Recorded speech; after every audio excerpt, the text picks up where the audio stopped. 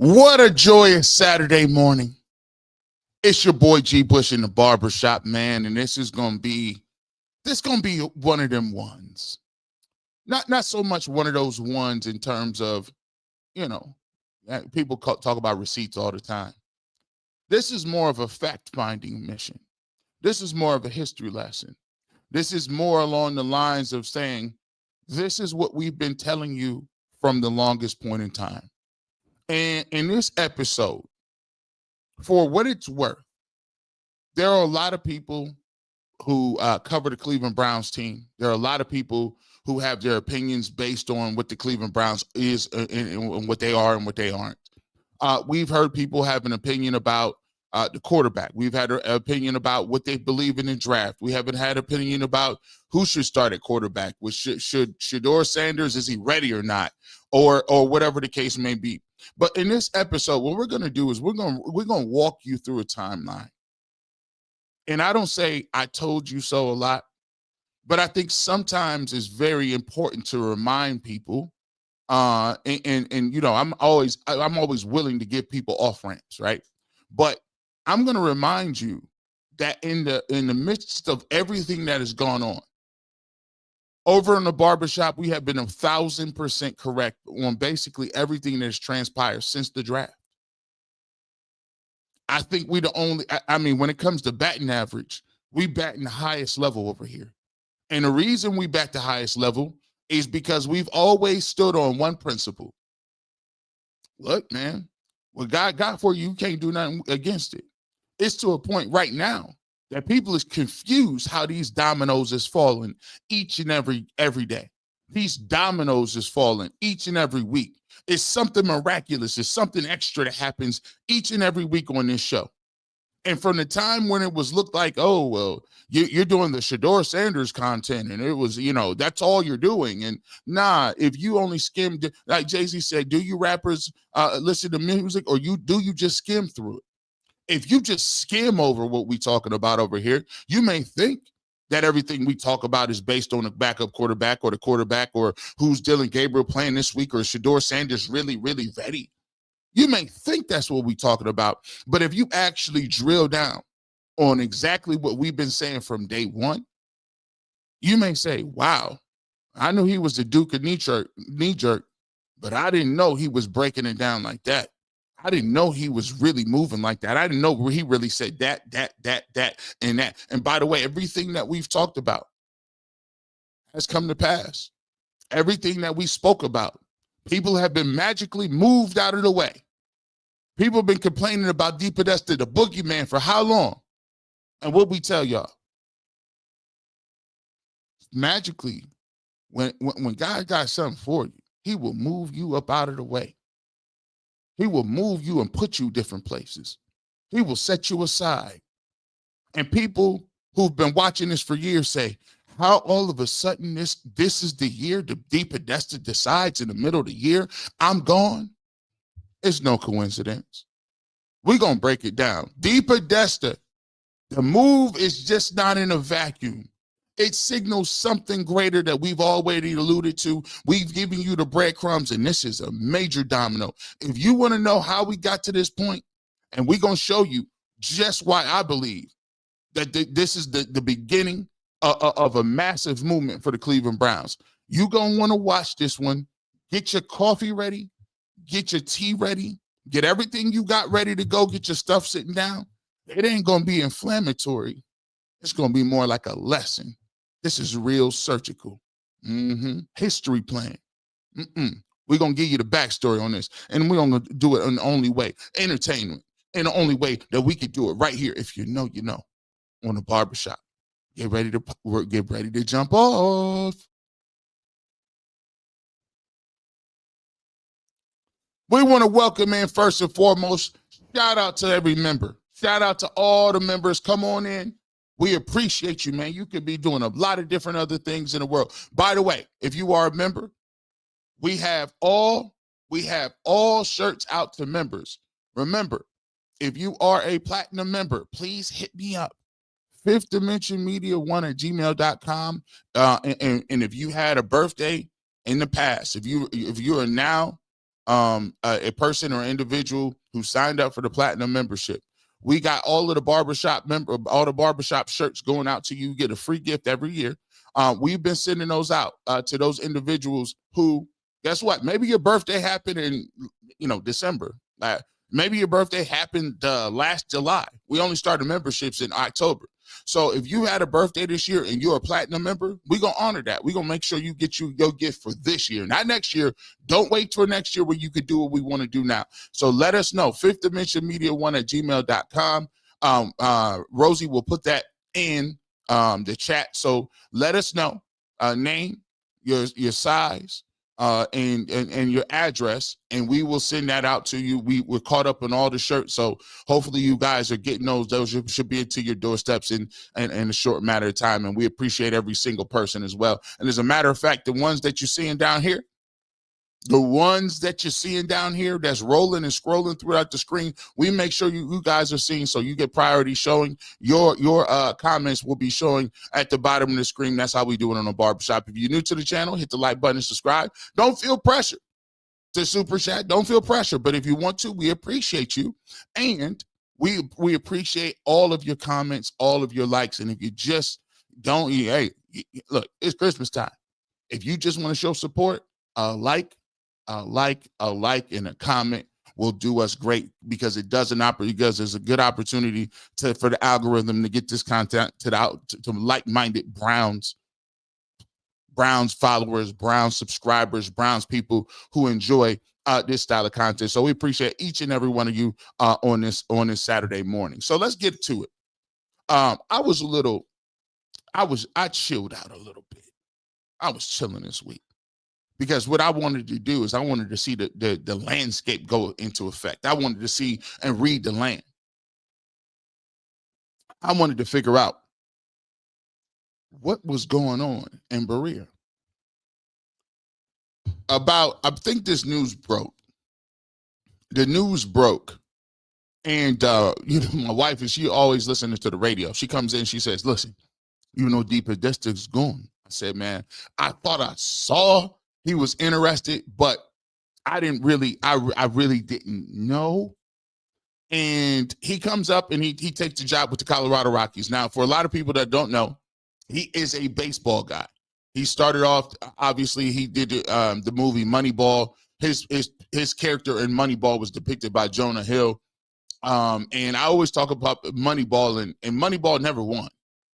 Moneyball is the way you view analytics, and you use analytics in order, basically, to maximize how you go about picking players, and in a market size in baseball where there's no salary cap, and small market teams like the Oakland Athletics don't really have the money to compete with the Yankees, Red Sox, and certain things like that. If you go back and watch those teams in real life, the Oakland Athletics never really won anything. As a matter of fact, Oakland Athletics were so terrible after a while, they had to move to Las Vegas. They were probably one of the worst teams in the game. So you take a look at that philosophy. He takes that philosophy, Ivy League guy, comes to the Cleveland Browns and gets there in 2016. In 2016, he's the individual, the architect that says, he takes a look at this, the landscape of the team. He takes a look at the salary cap, and he says, what we need to do is tank. And the Cleveland Browns embark on a 1-31 tanking session that paid dividends to get and draft capital to get Baker Mayfield and Myles Garrett and Nick Chubb and Denzel Ward, and basically the foundation of the people that we have today. But as you can see, from 2016 to now, you only have a couple of those pieces and foundation pieces left in the building. He got into a power struggle with John Dorsey, who was the general manager at the time. It was the analytics department versus the football guys. The guys who look at it on the field and have a hunch, can a guy play? Obviously, there are analytics to everything, but there is sometimes that things go wrong. Sometimes things get a little extra. Sometimes things you take it a step too far. And analytics is fine for me. Analytics is cool. Everybody uses data. Let's not act like we don't use data in our everyday lives. The problem is if your data is wrong and everybody is aligned into one thought process, you're screwed. I ain't got a problem with being aligned. But if you're aligned in the wrong direction, we got a problem. It's a certain thing for people being able to have an argument and a conversation and say, listen, I don't see it the same way you see it. All too often today, now people is way too offended if you don't have the same type of mindset as them. Oh, you didn't back me up on what we don't need to back you up on everything you say. How serious do you got to take yourself if every single time somebody say something you don't like, you just offended?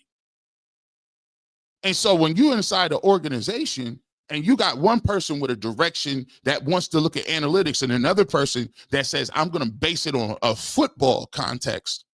I'm going to base it on what I've seen, my knowledge, what I know. Why is it a problem? Well, it ended up being a problem because they used John Dorsey as the guy to get rid of. John Dorsey got Freddie Kitchens, made him the coach, and Freddie Kitchens was the coach. And I always tell you guys how it is with perception, because the perception is, again, this is during the time where, you know how the media is. If you say something long enough and hard enough, it becomes factual. But if you actually go look at the numbers for Freddie Kitchens, his offenses were better than anything Kevin Stefanski ever put up during his coach of the year in situations. Was Freddie Kitchens a great coach? No. But is Kevin Stefanski a good coach? Heck no. But the reality is you can spin it any way you want. Odell Beckham Jr., 1,000 yards. Jarvis Landry, 1,000 yards. Nick Chubb, 1,400 yards. Kareem Hunt, almost 600, 700, 800 yards. Right? Huh? 600, 800. So Baker Mayfield, 4,000 yards. So you made it. Oh well, it was bungle after bungle behind the scenes. But bungle after bungle behind the scenes are still going on, and we still don't got an offense. So you get rid of John Dorsey. Dorsey is gone. And now the analytics bunch has taken over the building. Everybody is aligned. Kevin Stefanski, Andrew Berry, and Paul DePodesta. Now, here's where the rubber hits the road. You've aligned, you've gotten everything that you wanted. You had your analytics department, but let's talk about some of the moves you made to get yourself and put yourself in this situation. I think it's fancy that people always talk about the Deshaun Watson is the thing that got you out of here. The Deshaun Watson was the thing that it was the 3 picks. It was this, it was this, it was that, it was this. Let me ask y'all a question. Whose identification and whose evaluation was it that when Baker Mayfield came up for a contract, this front office told us they wanted him to prove he was worth a certain amount of money? They wanted him to prove it on the field before they gave him $40 million. That started with Kevin Stefanski, Andrew Berry, and Paul DePodesta. You got to understand, Deshaun Watson wasn't even in the mix at the time. He wasn't even thought about at the time. See, the problem is the Cleveland Browns caused the mess, and Deshaun Watson was the reason to get out of the mess.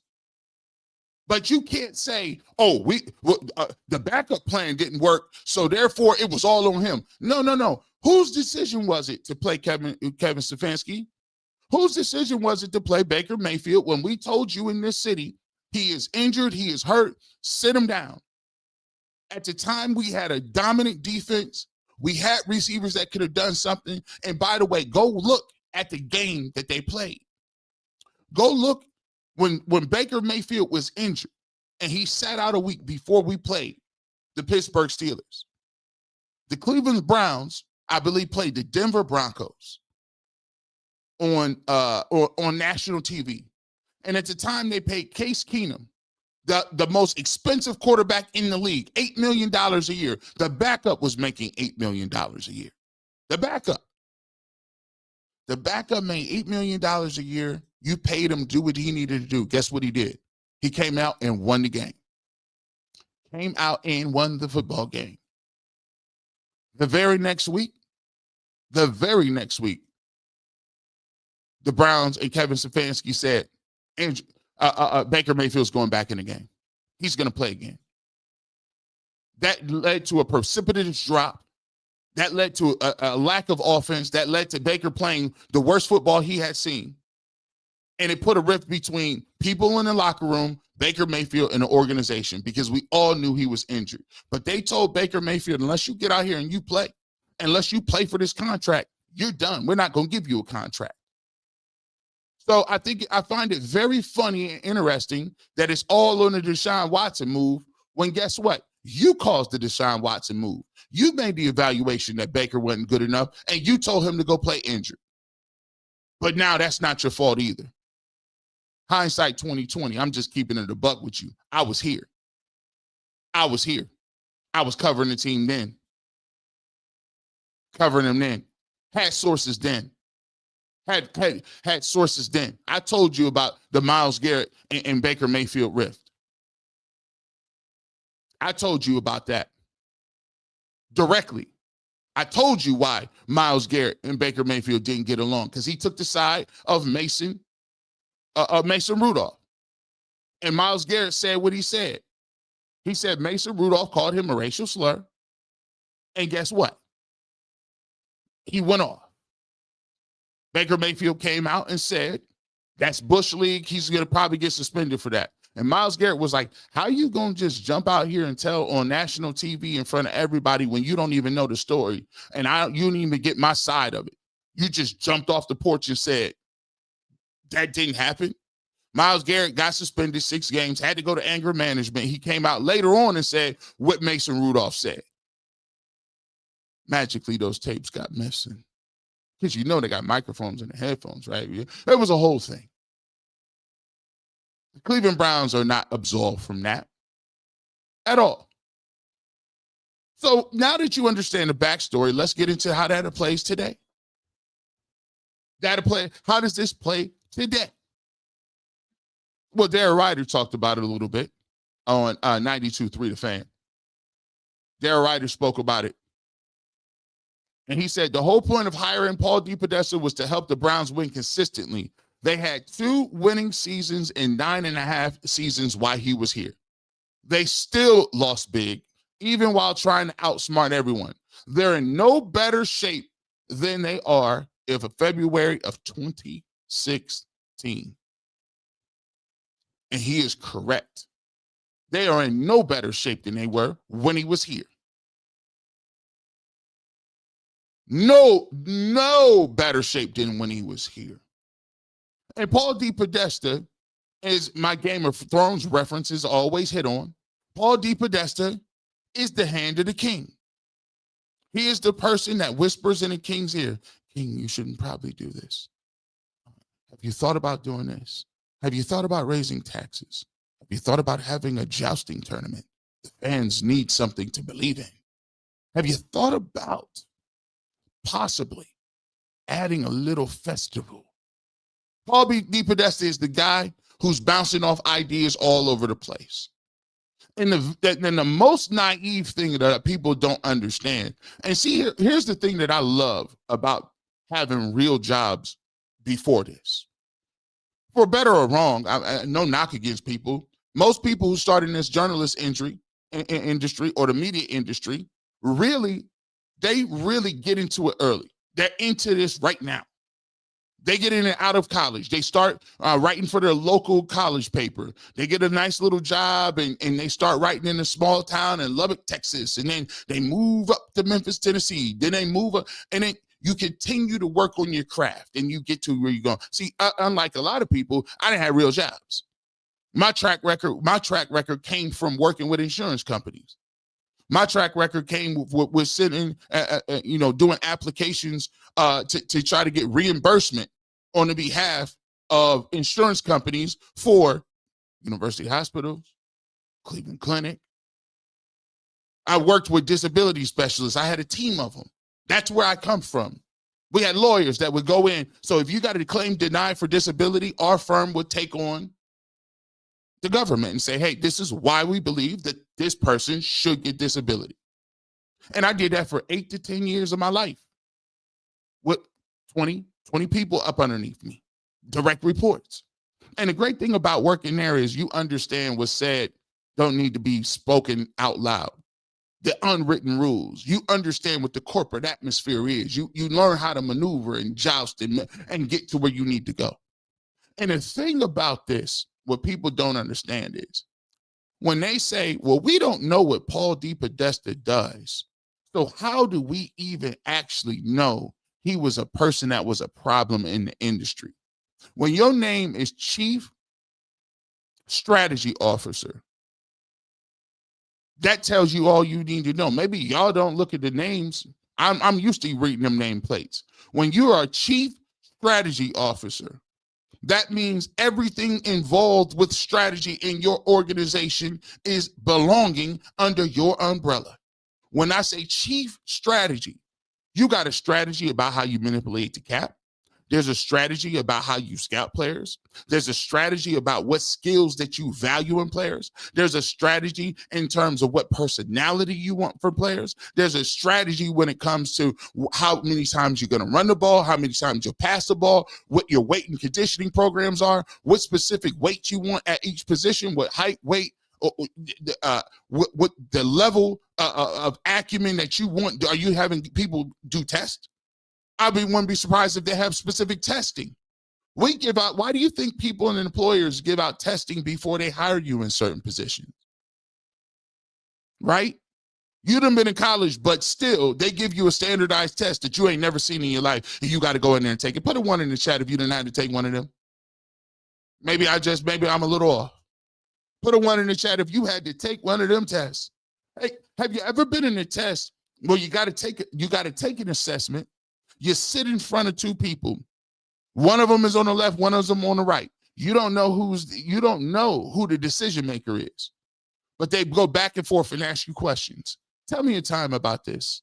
Tell me a time you had to work under stress. Tell me a time when you didn't know the answer to something. Tell me a time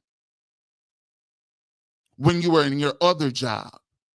And so you're not even talking about the job. This is a personality and cognitive test. And then you leave and you walk around, you're like, I don't even know where I was. I don't know. I was at a job interview.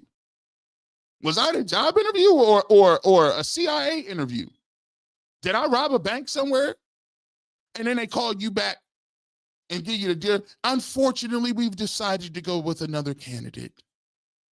You don't know why, how, what. You didn't even talk about the specific position. As a matter of fact, the position that you were looking for is the position that I have currently in my other role. I just took the job description for my job right now and looked at you. Unfortunately, you don't have the requirements for this role. How? How do I not have the requirements for this role? And I've been in this role, a senior level role, for 6 years. And the experience level that you only want for this is 2 years. Or if you're lucky, they call you back in, and then you got to take another test. So hold on, I done did an interview. This is the second round of interviews. You get there, and it's a whole nother 2 different people. Not the same 2 you had before, it's another 2 people. And you're like, what the heck is going on? The reason I know this and all these ones is going on, because let me tell you something. I used to be the one giving the interviews. I used to be one of them people that was behind the desk asking these questions. I did it for 6 years.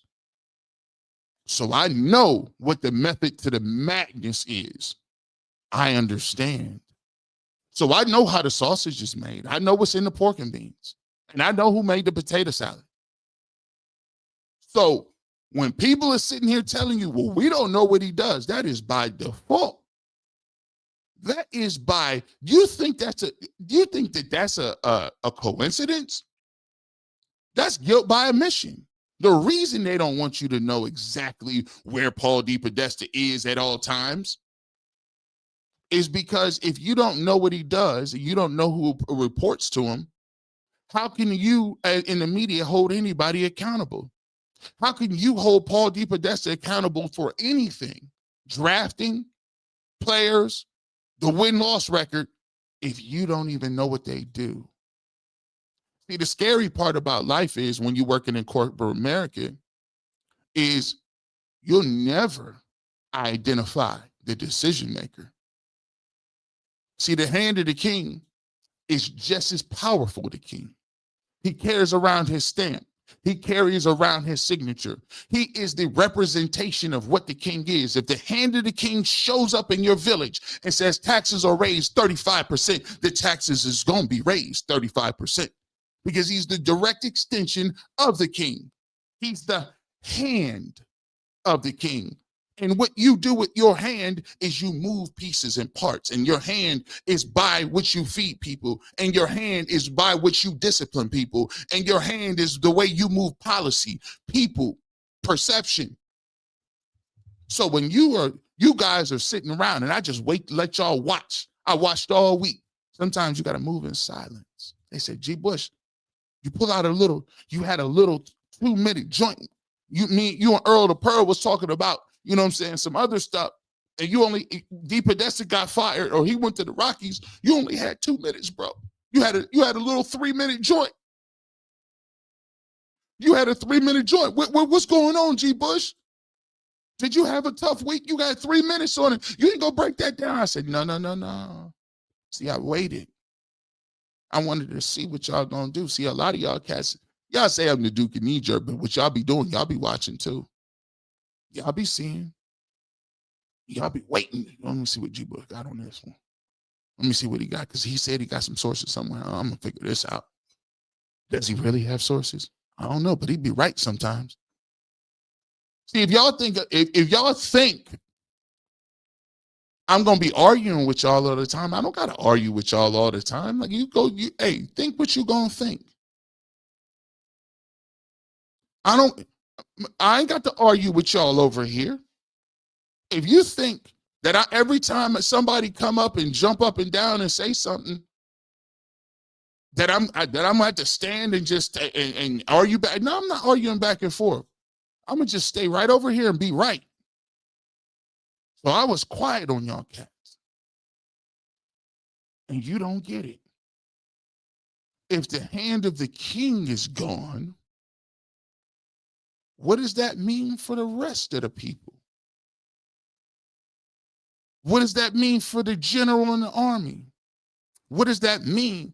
Listen, I know ain't no audio visuals. This is just homework. I know this is kind of tough. I'm just giving, this is lecture notes. Sometimes you got to get the lecture. Sometimes you can't get all stimulated and emotional.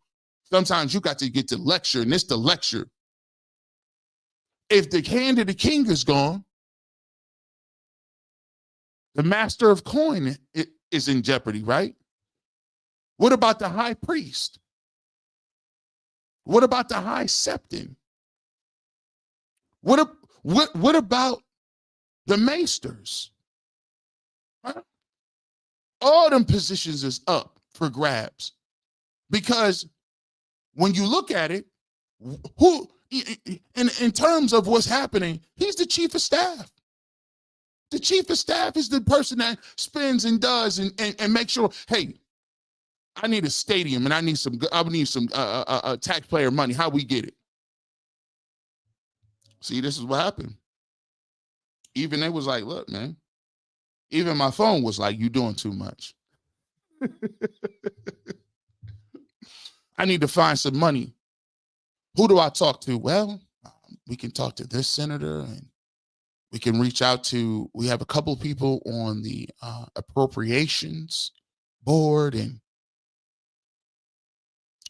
this was a bigger move than anybody let on. Real, and by the way, Khalil Samad, like lasagna, in the words of Lil Wayne, real G's move in silence like lasagna. You know why? When you don't say nothing and you keep in the dark, the loudest one is the most vulnerable one. Go watch. It's a little book called The Three Body Problem. It's called the Dark Forest Hypothesis. The universe is hostile. If there are aliens out there, they might not feel like they want to hang out and watch another civilizations grow up to get rid of them. So here's what we'll do. If we find you, we're going to get rid of you first. If you never know what he do, if you never know where Dr. Claw live at, huh? Girly Girl 4748, G went all in with the Game of Thrones references. Yeah, they don't understand. I got a lot of time on my hands. Girly Girl, we ain't playing today. But Paul DePodesta was the ringmaster. And now the alignment has been broken. It's every man for himself. Every man for himself. Because you don't just take DePodesta leaving in a vacuum.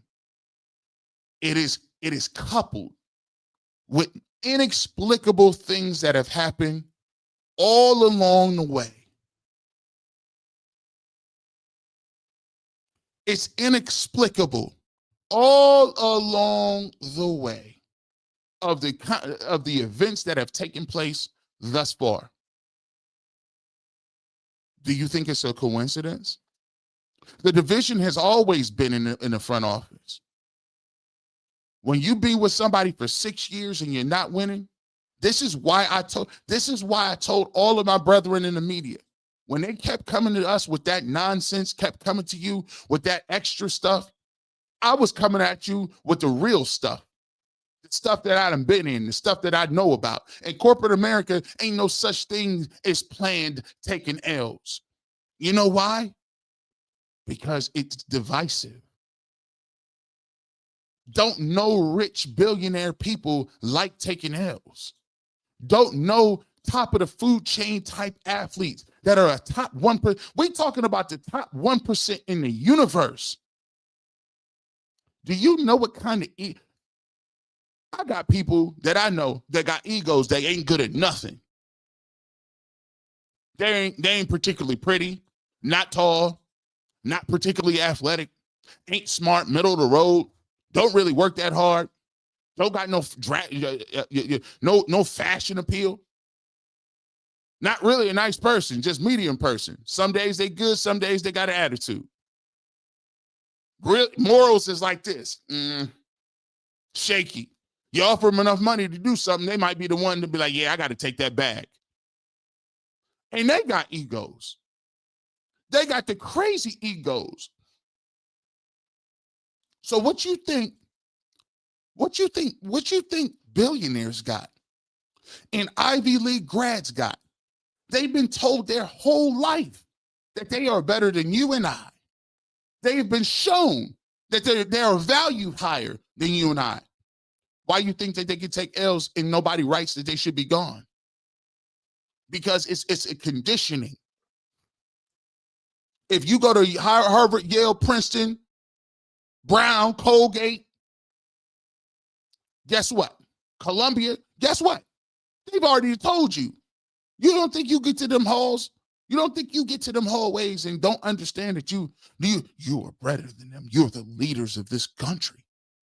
It is your birthright to rule and govern over these peasants. So when you start losing and taking L's, losing is a truth serum. And when you start losing and people start getting anxious and the owners start asking questions, I don't care where you went to school at, you still human. And when people talk about, well, they planned to tank, I say, good luck with that. I know how this game ends. Who said that? I know it ain't. I know. Who told you that? Yeah, that sounds good. Guys, you just got to be patient. Guys, you just got to be patient. It's going to happen. You know, we'll be back in 2029. I said, you're a fool if you think it worked like that. Less than 6 months later, check out the timetable. Kenny Pickett. Y'all wrote all along. The propaganda was long and strong. Kenny Pickett never played it down for you. Kenny Pickett wasn't good in Pittsburgh. He's not good nowhere else. But you wrote articles and kept writing, and people, you kept telling me what the Browns like. Now you sound stupid. You're telling on yourself. Every single time you say what the Browns want to do, why would you sully your name for the Browns? Why we don't have television. We know what the Browns. We understand what the Browns are. They lied to you to start with and didn't know what they was looking at with Kenny Pickett. Never played it down. And then they thought they was doing something great by trading him for what they traded him for, a 5th-round pick. I'm the one who came to you and told you, all of this for a 5th-round pick. All of this for a 5th-round pick. I mean, the guys, he's a 5th-round pick for a reason. Well, I can say the same thing. Kenny Pickett was traded by the Philadelphia Eagles to the Cleveland Browns for a 5th-round pick. So by proxy, doesn't that mean he's the same as the fit? I mean, if you got traded for a 5th-round pick and they acquired you for a 5th-round pick, let's say it all together, boys and girls. Your value is a 5th-round pick. But you never had no problem. You never had a problem writing articles and doing blogs and jumping up and down like Kenny Pickett was something different. He wasn't. Then we got to Joe Flacco. The pivot was, okay, Joe Flacco. Yeah. Until Joe Flacco wasn't there. And then a funny thing happened. I started to see the divide. Funny thing happened. I watched Joe Flacco, and I didn't see the Flacco for 23. We all didn't. I'm seeing dink and dunk. I'm seeing check down Charlie at a rapid pace that I haven't seen. And I didn't watch Joe Flacco since he didn't came out of Delaware. I watched Joe Flacco when he transferred from Pitt. One thing you can't get mad about the Duke and knee jerk is I put the work in. I already know. Listen. It's a vault up there. I know. I ain't forgot. So it's looking nasty. And like I always told you, that's not nothing new. That's a characteristic of Kevin Stefanski's offense. But nobody ain't going to write that because guess what? Kevin, we've already doubled down on him being a genius. So Stefanski, and we've already said, Deshaun Watson's numbers were terrible last year. They were terrible. He was no good. Yeah, who was he under? So just like the first 6 games, guess what happened? The offense struggles. Joe Flacco looks terrible. And here's the first time I knew that there was a rift in the front office. Instead of Joe Flacco being demoted to a second-team quarterback and Dylan Gabriel, the handpicked guy of Kevin Stefanski, being promoted to first-string quarterback, Joe Flacco was inexplicably traded to the division rival, which was so egregious that another division rival in the Pittsburgh Steelers said, "What are you doing?" Again, denoting that this guy has always told you about the backdoor dealings and handlings and the unwritten rules in this industry that you're not allowed to do. And Mike Tomlin felt it was so egregious that he had to call out the name of the people who did it. There has never been a trade between the Cleveland Browns and the Cincinnati Bengals since Paul Brown was abruptly let go by Art Modell. And he started, and Paul Brown and his family started the Cincinnati Bengals. There's been a silent, cold world. They are not friendly. But somehow, lo and behold, Joe Flacco's gone. You know why? Because the plan was all along. The division was there. At that point, Andrew Berry saw a vacuum. Andrew Berry saw an inside. He saw a crack, a sliver of space. Because don't you think, you think that they say Paul DePodesta, you think Paul DePodesta just announced a couple of days ago he was going? You thought that would just happen, just so happen that DePodesta said, I'm going today? You fools. Just like when you are in corporate America, what do they ask for? If you're in a position, a regular position, they want 2 weeks notice. Put a 1 in the chat if you're picking up what I'm putting down. When you resign from a position, your company wants 2 weeks notice. If you are an executive, a decision maker, upper level management, they demand a month, and you better be talking about specifically where you're going in your industry, because you got a non-compete. You ain't gonna be working for the rival company because you got proprietary knowledge. You might have a non-compete up to a year. And if we do let you out without that non-compete, we better be knowing in a month. Because guess what we got to do? We got to figure out a contingency plan. We got to figure out who's going to take that role. We got to figure out what we doing at this position, how we moving. So you know DePodesta been told them he was going to go do his thing with the Rockies. Boy, this is why, boy, the ones let me know. So Andrew Berry said, oh, in the word of the Game of Thrones, there's a power void. The hand of the king is gone. Might I want to be insulated? Might I want to put my silent application in with the king? Right now, you don't think he got people say, AB? AB. Because guess what? Andrew Berry got master of whispers. It's always a little finger. It's always a Tyrion. It's always a Varys. You need to do this. Well, AB, if you would like to be the hand of the king, you need to make your mark on this team. You already have Quinshon Judkins. You already have all of the talent. You got Harold Fanning Jr. Carson Schlesinger looked like a beast. Heck, you even got Myles Garrett to come back. He disgruntled. But if you place a certain somebody, I think he can get behind that. How do you know Myles Garrett can get behind a certain somebody at quarterback? Well, that's what you pay us for. How do you know Denzel Ward will get behind a certain quarterback? Well, that's what you pay us for, whispers. So now Andrew Berry says, well, here's what we're going to do.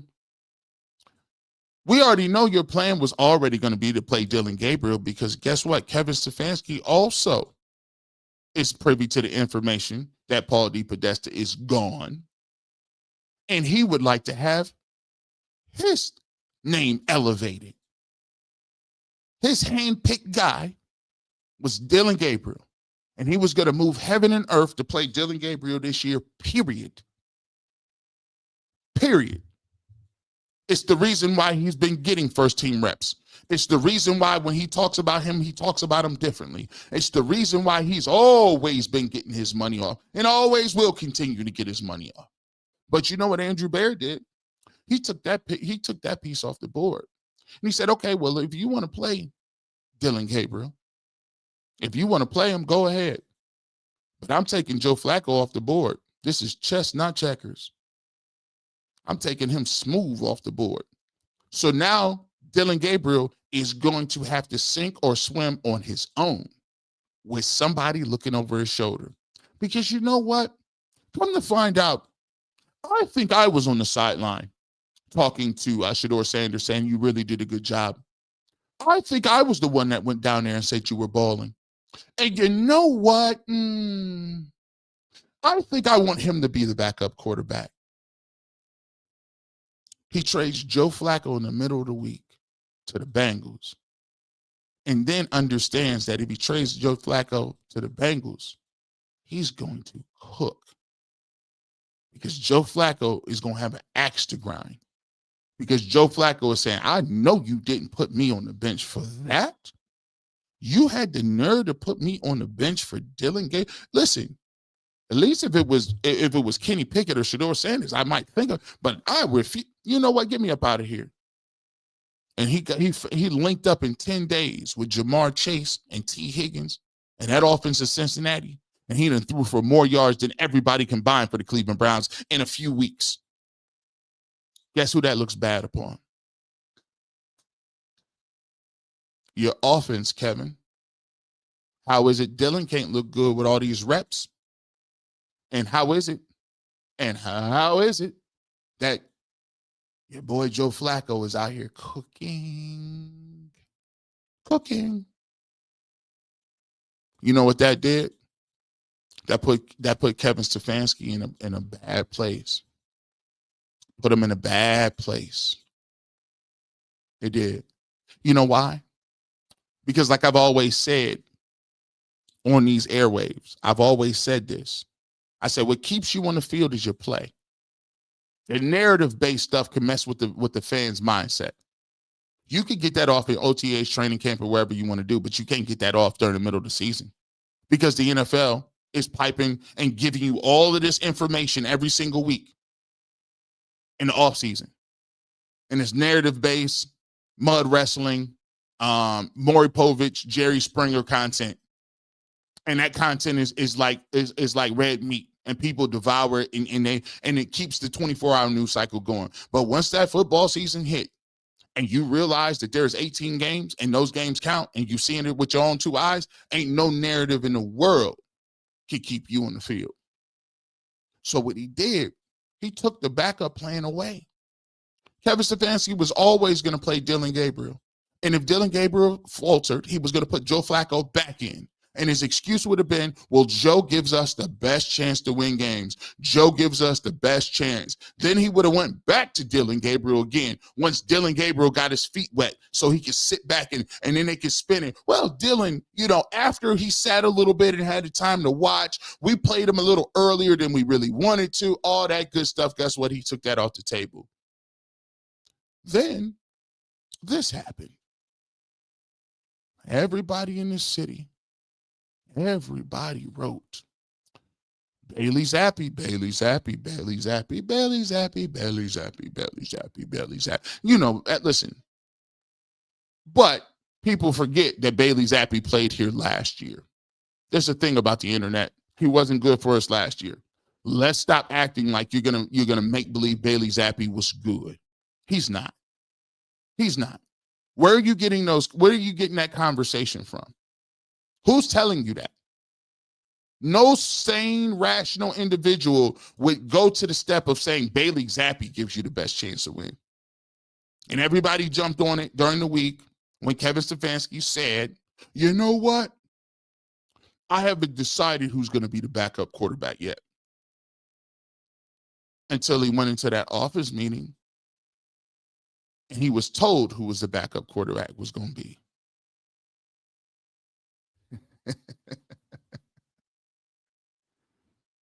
It's the first step. He realized this is a different game. It's every man for himself. It was the first time somebody had told him, no, Kevin, you don't have control over that. What? Shedeur Sanders is the backup quarterback. What follows is mythical injuries and back injuries, and is he going to play? Is he not going to play? Is he ready? Is he not ready? And what I've always told you is I play the long game over here. I play the long game over here. It's like this. you can keep saying Shador Sanders ain't ready. That won't matter, because Dylan Gabriel is playing so poorly that argument is not even null and void. So I'm not gonna argue with you. Like why would I argue and waste my time with you, my man, or my lady, my fair maidens? Why would I move? I can be still and silent and understand how this thing is breaking down. So when Bailey Zappi was taken off the table and Shador Sanders was the quarterback or the backup quarterback, the next thing transpired and dropped. Well, guess what? Now that that's transpired, they want to get you to a point where they're like, hey, well, yeah, like we want Andrew Berry to answer for this. We want AB to come out. What about all these trades? What about this? What about that? Why does Kevin Stefanski have to be out there talking? And Andrew Berry was like, no, I decline to speak. What? You just said, no, I'm good. I'm straight. I'm straight. I'm cool with that. Now Kevin got to come out and answer to. He got to come out and answer to Flacco. Is Dylan Gabriel even good? What are we doing? Why we keep getting blown out? Is Shador Sanders actually ready? When you taking Dylan? And then we get to the Patriots game. He plays so poorly in the Patriots game. He's regressed so much that in order to keep him in the play, to keep his guy in the mix,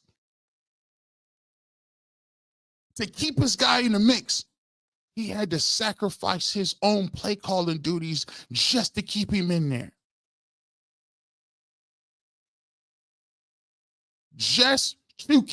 He had to sacrifice his play calling abilities just to keep some semblance of control. Because what they was going to do is get him up out of here. They were going to just say, we're going to strip you of play calling, and then we're going to tell you to play Shador.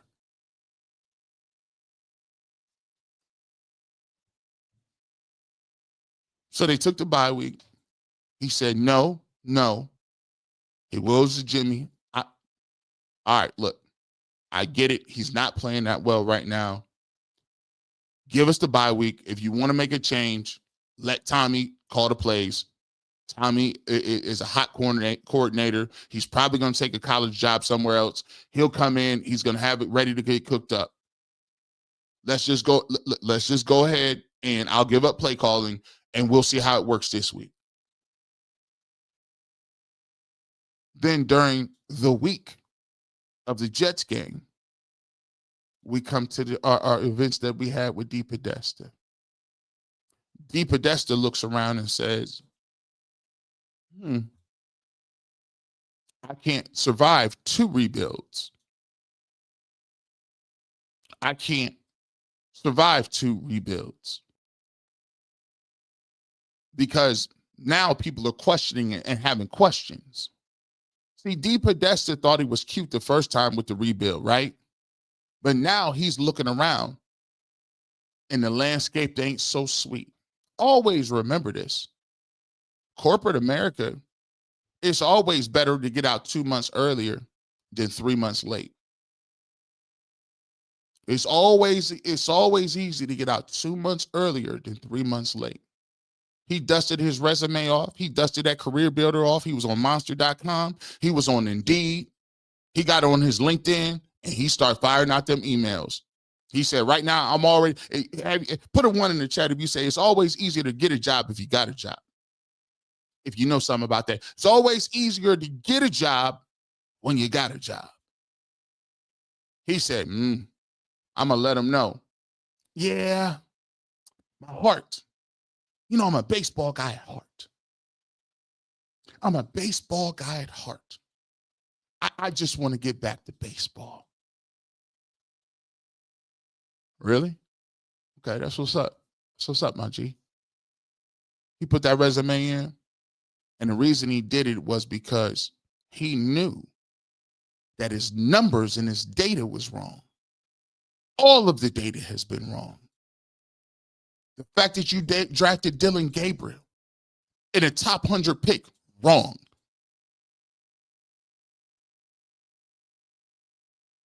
By the way, we have something to corroborate that. Let's talk about this. Courtesy of me, right? I don't think I got courtesy. It's just a screenshot.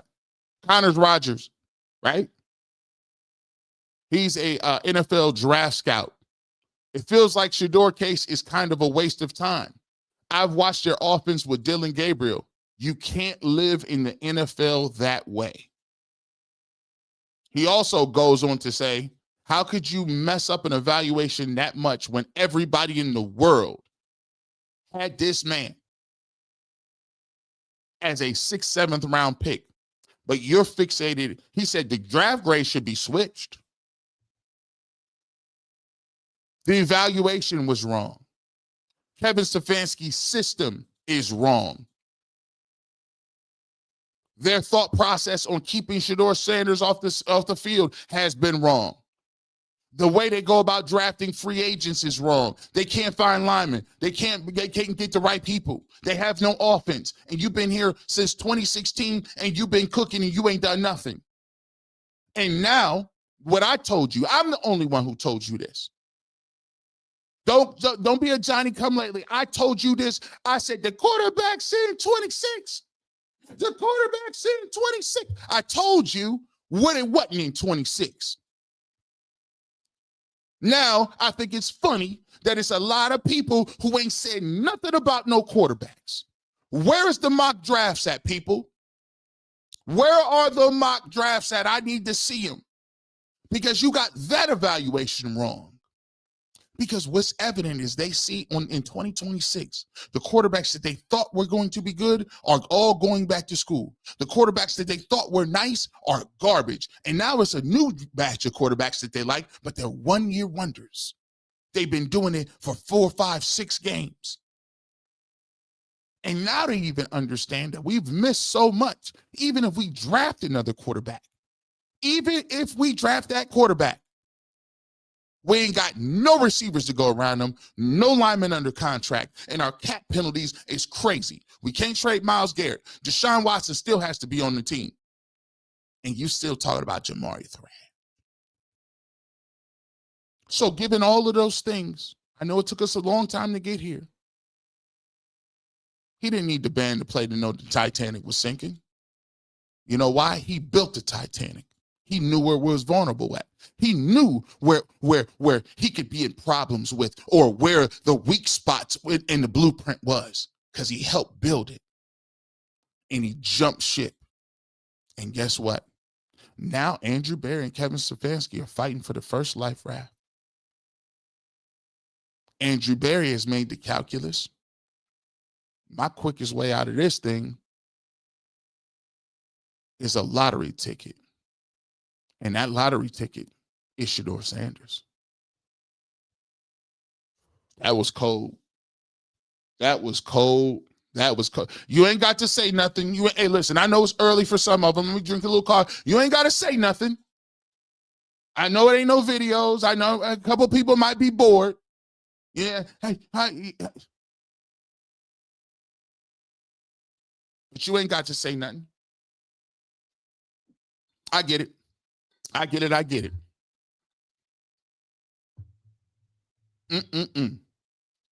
Let's talk about this. We're going to get to it.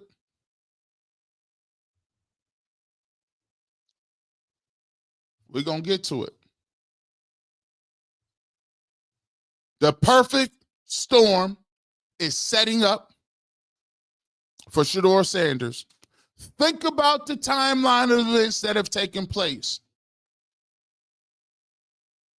The guy who is in charge of analytics, the guy who is in charge of saying who he thinks is the best quarterback that you should get taken, is no longer in the building.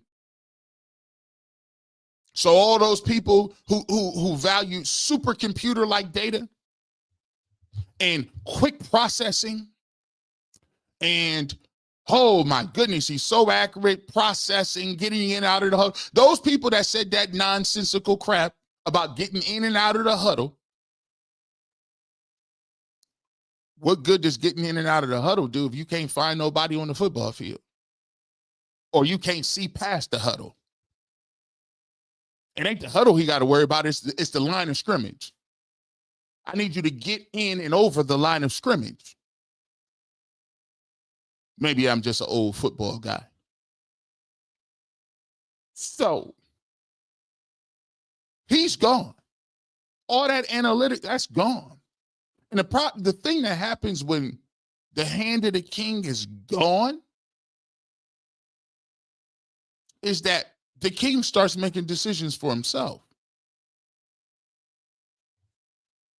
He starts going to the games and he starts seeing all those empty seats. He has to watch on national TV as you struggle against teams like the Jets, who just basically said they want to tank. We'll tell you why when we get back a little later in the show. We tell you why this could be the beginning and the end. We can get to that. You see what I'm saying? But when you're the hand of the king and you're gone now, it's every man for himself. And now the king is looking around. He's looking around, hearing people say, "We need Shedeur." And behind the scenes, the propaganda starts to wear off a little bit. He starts to think to himself, why am I listening to these people anyway? Why am I listening to these advisors? And why am I even listening to this head coach? He starts to go back and realize, well, hold on, let me go back and watch when he was playing, because I've heard he's so terrible now that I've even forgotten that he was actually good. Trade deadline come and go. No Shedeur Sanders trades. You think that's a coincidence? Shedeur Sanders is a lottery ticket. Even if let me just give y'all something. I'm speaking just from hypotheticals here. You want to get away from the Deshaun Watson move, right? All that guaranteed money can't move off of him. You can't trade Myles Garrett because it's cap hit either. So stop writing those articles. But you know what you can do? You can make Myles Garrett extremely happy by playing Shedeur Sanders, because guess what? He would love to see him play. He's talked about how every single week he comes in and he goes right by the coach's office and Shedeur is in there. Denzel Ward, woo. He likes what he's seeing from Shedeur Sanders. And if you are Jimmy Haslam, I'm not advocating you play anybody just because you want to sell tickets. But it wouldn't be the first time it happened. If you're telling me the Denver Broncos used a first round pick on Tim Tebow and played him multiple years. Hold on, let me bring that back. The Broncos drafted Tim Tebow, and he was the worst thrower of the football that we have seen maybe ever.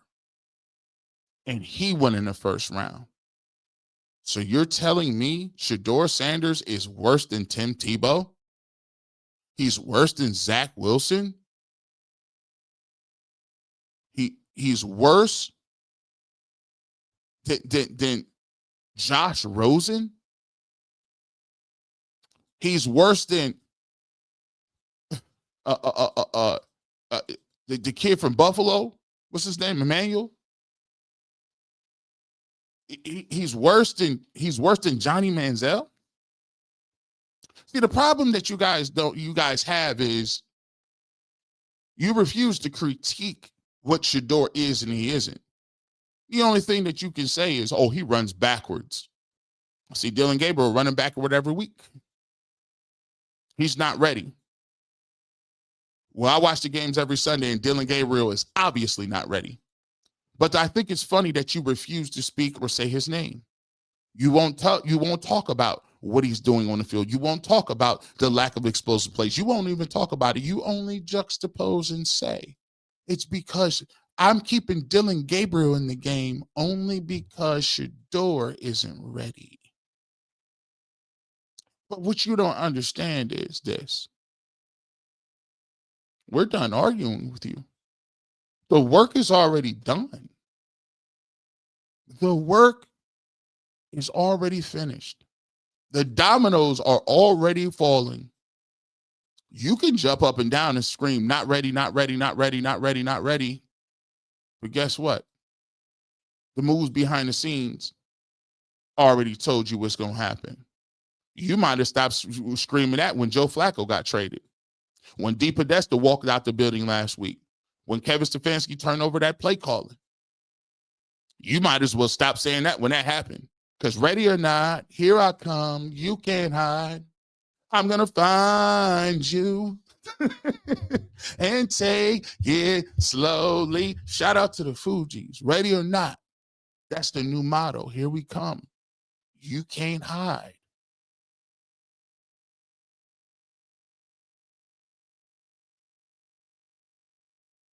We can't hide. And guess what it's turning out to be? The reason why it's looking good for Shedeur Sanders is because Dylan Gabriel, he's got a couple of weeks. He got about 8 quarters. If he played bad in this game against the Jets team, he might got another start. And guess what? When he get that start at home against the Ravens, you know what that crowd going to look like? You know what that crowd going to be booing? You think that while Lamar Jackson is tap dancing all the way around against the Ravens? And the thing that really helps Shedeur Sanders, I tell a lot of people this all the time. I tell people all the time. I don't want Shedeur playing in this offense. I don't want Shedeur playing in this offense. I don't want Shedeur playing with Kevin Stefanski. Well, guess what? Kevin Stefanski ain't even calling the plays no more. You say, well, how do you know Tommy Rees? How do you know Tommy Rees is going to be any better? I don't know he's going to be no better. But here's what I do know. Tommy Rees is auditioning for jobs. When you're an offensive play caller and you get an opportunity to call plays, you got 7 to 8, 10 plays tucked away that say, when I get my doggone shot, I'm going to cook. You don't think when he gets Shedeur Sanders in there, he ain't going to be calling the best stuff he got because he won a job. Florida job is open. Penn State job is open. Huh? Big LSU job is open. You don't think he's trying to come in and show what he can do? So now you don't even have to worry about Kevin Stefanski calling trash plays. If you Shedeur Sanders, all you got to do is get your rehab and be cool and sit and wait for your opportunity. Just like I'm sitting here waiting. And the population sitting here waiting. And the people in the city is sitting here waiting. Guess what? Guess what? I don't got to jump up and down and say, put him in the game tomorrow. Dylan Gabriel's game going to tell us that. His game will dictate. His game will dictate that the people got to move. And when they move, there ain't no going back. Why you think that he sacrificed the play calling ability? That sacrificing the play calling ability is a nice chess move. Kevin ain't stupid. Sacrificing play call gave him another 2 weeks because now he gave him the bye week to put in something specific for the Jets who look like they trying to tank. So that's another opportunity, right? Then if he plays well in that game, they're going to give him maybe another couple of games. And they'll say, well, we got smoked by the Ravens. We got smoked by the Ravens coming up. And the Ravens is just they're a great team. And what did you expect was going to happen? Give them another week because this team, it's an easier game down the road. But the reality of the situation is if they come out here looking too bad, It's the beginning of the end, leading me to my next point. See, this is succession. You know what I'm saying? This is a stream of thought. A Jets loss could be the beginning of the end. Because if Dillon Gabriel can't improve with a bye week and a new play caller, and there's no hand of the king to block Jimmy Haslam from hearing and seeing what's going to happen, it's beginning and the end. Beginning and the end, bro. Because the Jets are a team who traded Sauce Gardner, Quinnen Williams,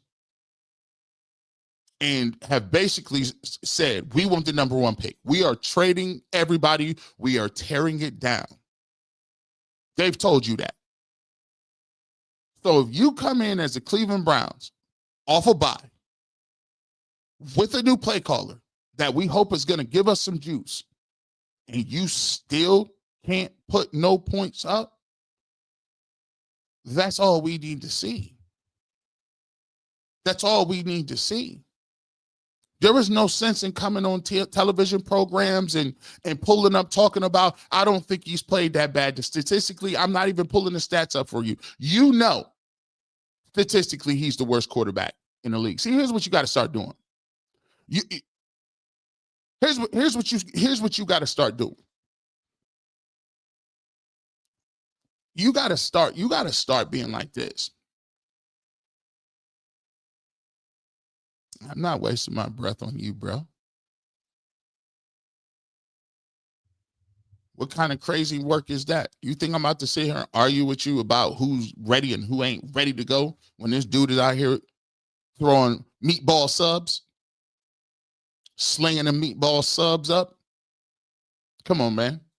People is already really starting to see the worst thing in the world is coming back against the Ravens with them seats empty, them orange seats, looking like you 2-7.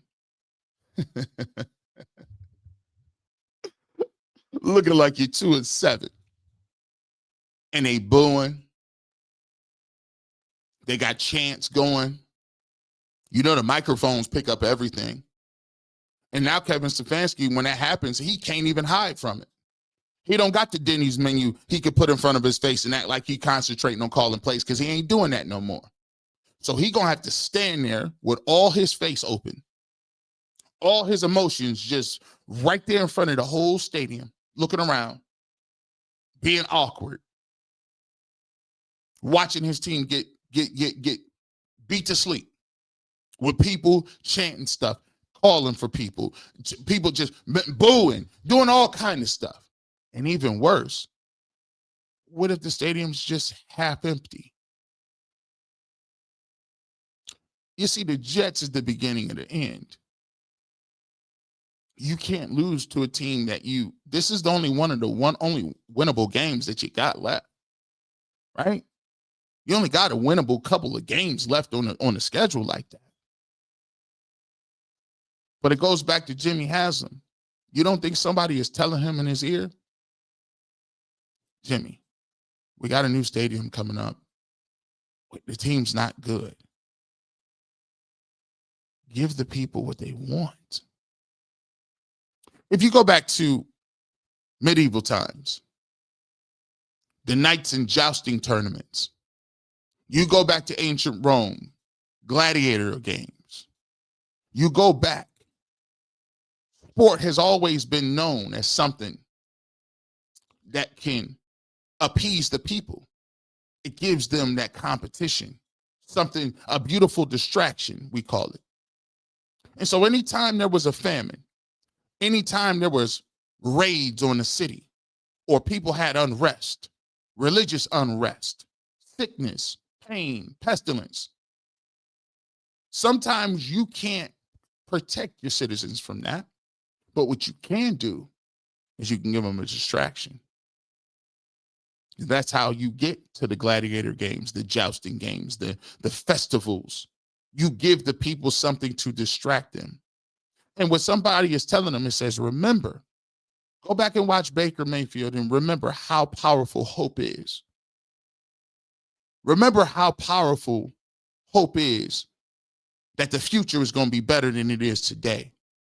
We've been selling it in this country for years. It ain't changed in 400 or 500 years. Still selling hope. But it's a powerful drug. And if I'm looking around and I know this team ain't no good, they're asking him, why would you keep trotting him out there? Jimmy, you drafted him. Why is there this adversarial relationship? Everybody on the Cleveland Browns, you're paying. You drafted Dillon Gabriel. If he turns out to be good, he's your guy. But you also drafted Shedeur Sanders. Some would add at a much discounted price with a tremendous upside. Better player, better tools, better skills. And might I add, last but not least, he has a massive fan base. What if our goal was to convert his fan base to our fan base? Now, just bear with me, Jimmy. Just bear with me. Just let me talk to you real quick. If the quarterback that you got in the 5th round is more skilled than the guy in the 3rd round, he has a backstory. He has the sales. He has the charisma. If you propped up a 3rd round quarterback, what's stopping you from propping up a 5th round one? I mean, you're 2-7. We could be the only 2-7 team that gets flexed to 4 o'clock games because people are pulling up. We could only be the only 2-7 team that's much watched TV across this country. We could be the only 2-7 team where people, politicians, rappers, welders, lawyers, TV stars, everybody, they tune in. Here's the numbers, Jimmy. Here's how many jerseys he sold. Let's go back and look at these Colorado games. Why is Colorado on TV every week? Huh? It's here for you. And guess what? If he plays well, who reaps the benefits? He's not an opponent. You reap the benefits. So what's the downside? If you could run the ball with Quinshon Judkins for 60 times in a weather storm and win games, why couldn't you do it with him? If the quarterback you got now is gonna throw the ball in the end zone and not look like he knows what he's doing and throw picks, why not do it and still have people actually care about it? And slowly but surely, Jimmy Haslam looks around and says, you know what? You're right. Why have we been doing this to start with? Huh? What are we doing? Hey, Jimmy, you see how many people watch Joe Flacco in Cleveland? Here's the data on that. They're watching Joe Flacco. The Browns fans watch him when he was in Cincinnati. Do you know what they'll do? It's marketing, Jimmy. Listen, let's figure it out. You're losing right now anyway. And the guy who's saying he's not ready, I mean, that sounds keen. The guy he's putting out there is obviously not good or ready or never will be ready. But we're still playing him? No, you need to be a little smarter. And this is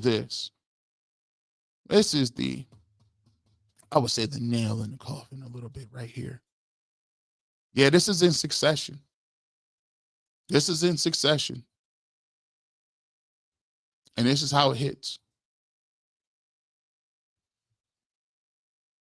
Had a conversation on Ultimate Cleveland Sports Show. Zach Jackson was on. Make sure you go check out that interview.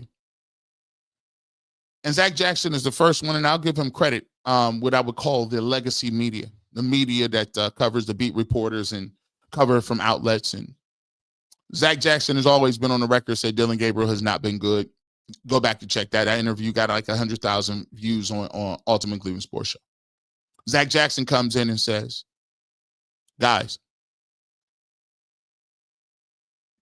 2026, it looks like a bust, man. And to give you a little context, we got a little something right here. We got a little something right here, right? The Dogs, a Cleveland Browns podcast, says, this is why the Browns really need to see what they have in Shedeur Sanders. The latest mock draft from The Athletic has the Browns taking Alabama quarterback Ty Simpson at number 8 overall. If you are going to use a first-round pick on a quarterback, you better be certain the other guy on your roster isn't that dude. In this scenario, you are passing up on Carnell Tate and Jordan Tyson to draft the 3rd quarterback in the last 2 years. In this scenario, the Browns are able to land Chris Bell later in the round. While I like Bell as a receiver, there is a talent gap you are forfeiting to select a quarterback early. And you're also taking yourself out of the offensive tackle market in the 1st round. You see, I've been setting this up for a long time, people. You can't just watch the barbershop in one video. You got to watch the whole series. This has been a series from start to finish in succession, chronological order. I've been told it started with the quarterbacks in 26. I eloquently pointed out the flaws of each and every one of those quarterbacks and why they were not the answer. I then told you, let's break down the cap issues with the offensive linemen and how none of those offensive linemen are under contract. Now, let's talk about how the receivers. Every single week, we come up here and we talk about why the receivers ain't this, and the offensive line, and we don't have people, and we don't have parts. And the reason why we're not good, and it's not Kevin's fault, because we don't have playmakers. But in this case, you always making the same mistakes week after week because you are emotional, short-minded, narrow-minded, and you don't look past your own personal bias. Why in the world would I pass over Carnell Tate or Jordan Tyson to take a quarterback that has played well for 1 year? You pass on all available blue chip tackles. You pass on the 2 blue chip receivers to go drop down and take worse talent again. You always trying to step down and take lesser talent. You're always trying to not draft in the first again. So you take Chris Bell. He cool. But the last time you took a Bell, it was David, and he don't even play no more in the 3rd round.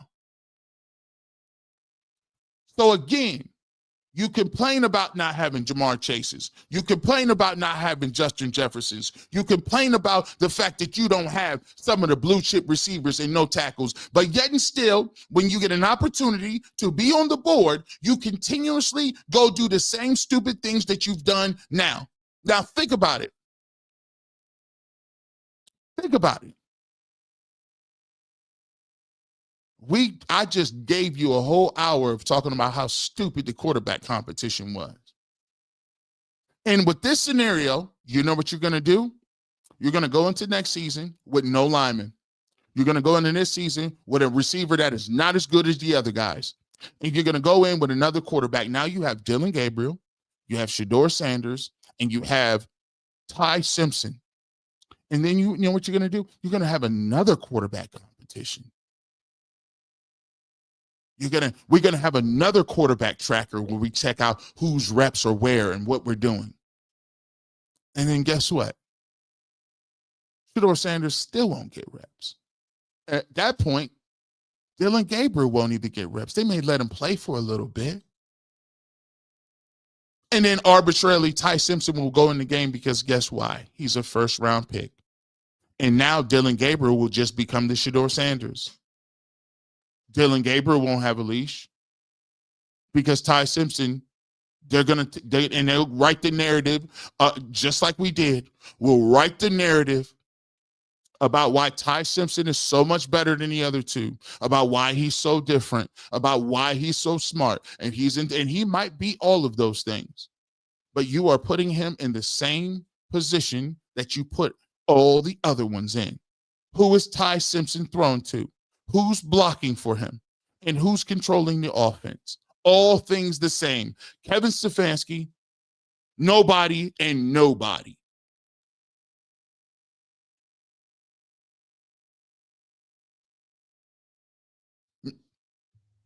But you never learn.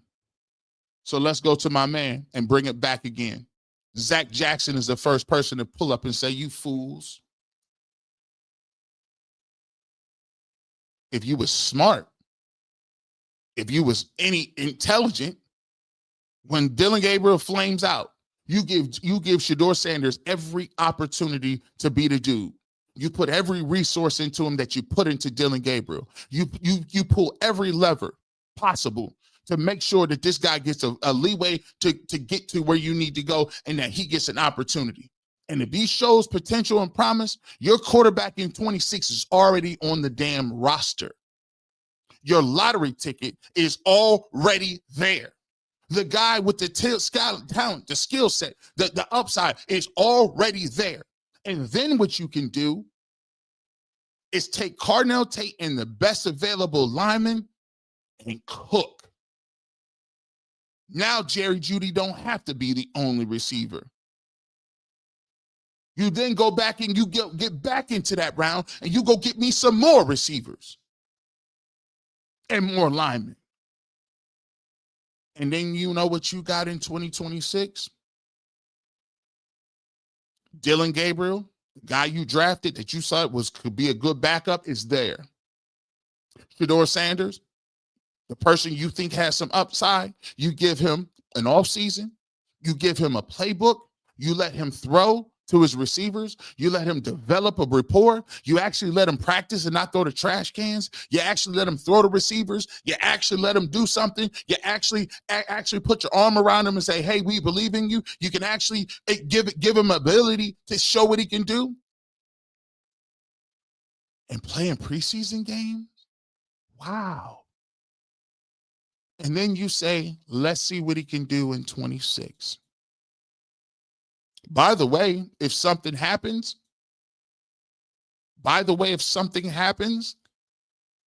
Deshaun Watson is still on your roster. And by the way, I don't care what y'all talking about. Dillon Gabriel ain't better than Deshaun Watson. Oh, see, here you go, G. Bush. With Deshaun Watson, they go to likability. Let's just be clear. You tell me. You let me know. Who better, Dillon Gabriel or Deshaun Watson? Let's go, chat. Let's go.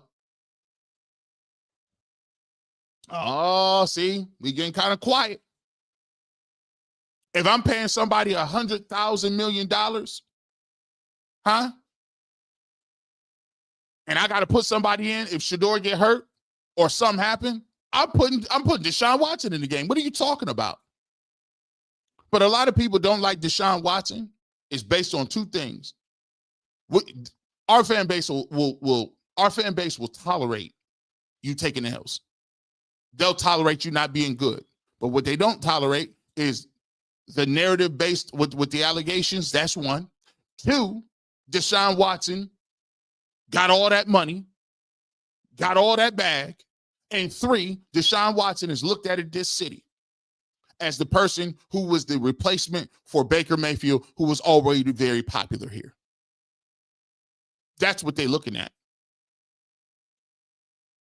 It's not question. It's no question, bro.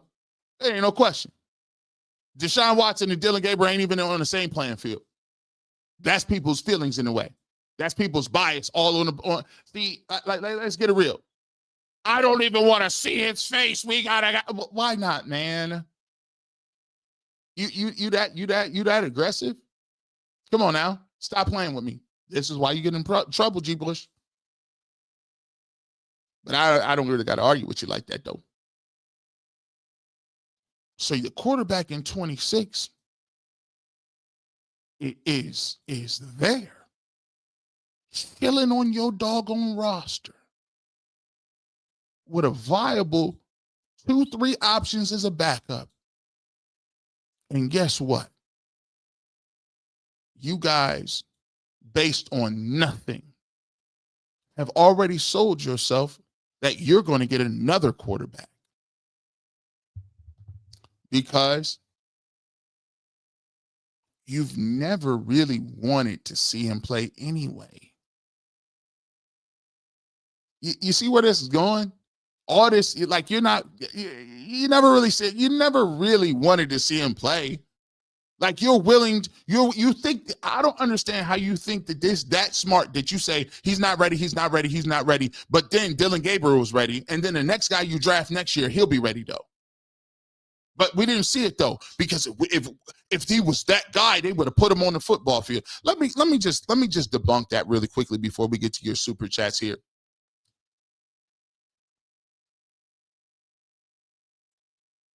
If you believe that winning, if you believe winning is the thing that motivates people, and it's the only thing that counts, you're either naive or on the payroll. When you sit here and say, oh, if they really wanted to win, they would play him. No, they wouldn't. If I feel like I can win, if I think I can win with either quarterback, if I think I got the infrastructure around me to win with either quarterback, and I know that this year don't really matter like that because we don't have the roster, we trying to build it out, why do you think that I would put a guy in that I didn't co-sign over the dude that I put my neck on the line for, that I handpicked? Let me just get back. Hold on. Let me just get, because I don't know if a lot of people had other jobs, and I keep, and I'm not knocking people, but there's a lot of groupthink that goes on in the media. It's a lot of groupthink that goes on when it comes to players or whatever the case may be. But I literally had jobs. I literally had multiple. I done done this for a long time, but I done spent more work in the real world than I do now. Do you think when it comes to who gets promoted in jobs? See, here's the cool thing about this. With this, I can say, if you want to put me up against somebody else in this industry, right? I can say I get more views than you, or I get more subscribers than you, or I get more this, I got more fans, I got this, I do more stuff, right? And you can argue the numbers or whatever the case may be. But when you are in a job, it's completely arbitrary.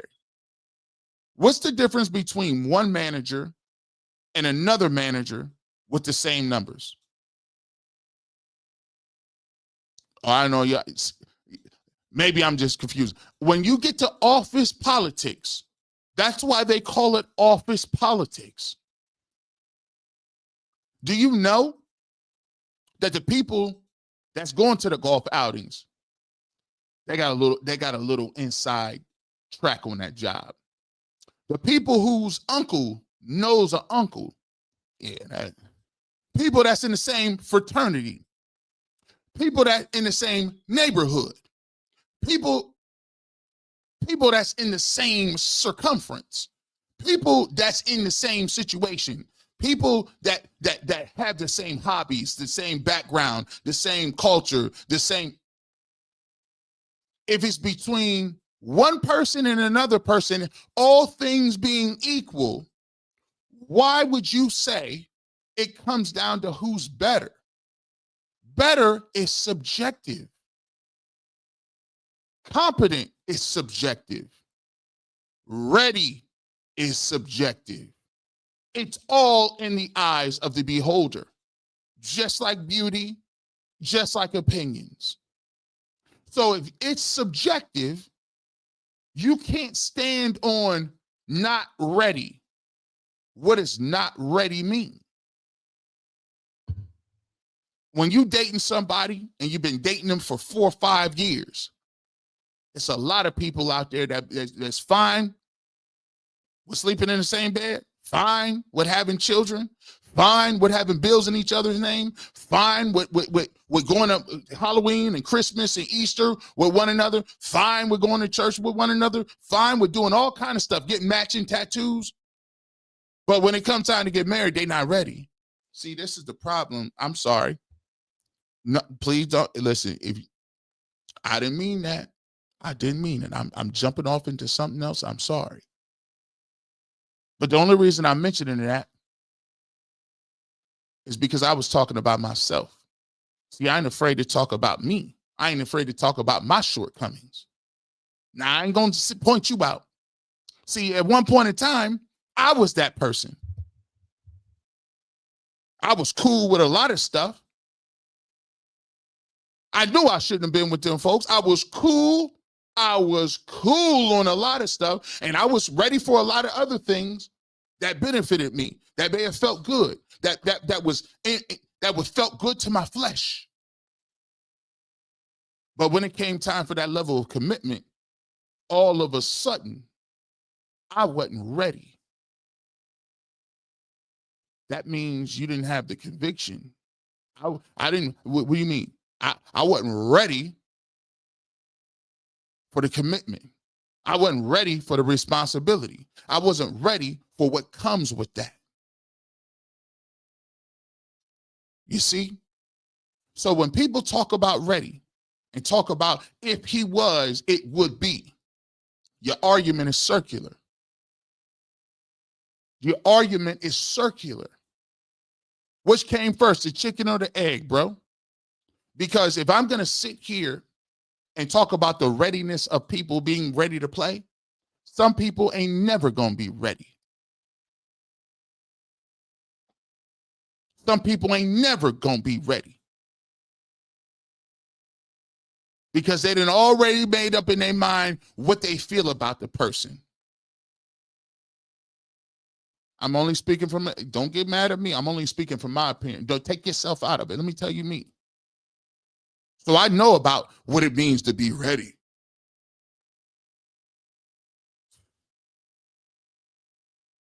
You make the decision. I'm with somebody. They good enough for all that other stuff, but guess what? I ain't ready for that.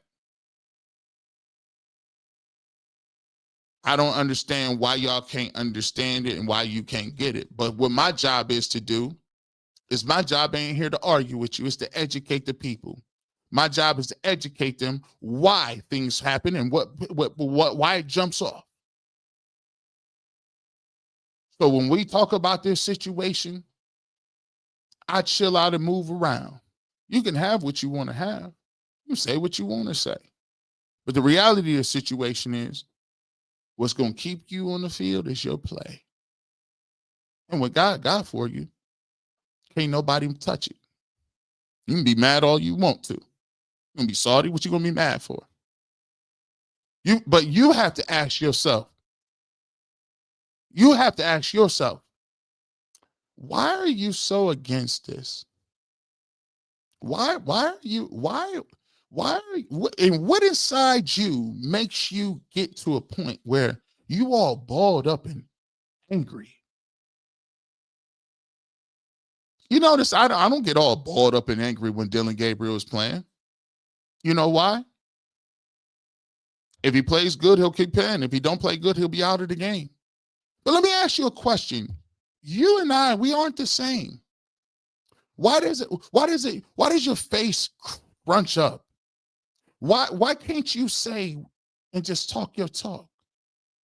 The truth will set you free.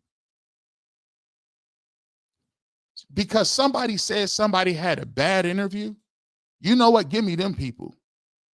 I used to go into my interviewing process and tell folks all the time, because they was giving all the good people to the other teams. I had to start downplaying my hires. I don't know, man. I might think about taking him.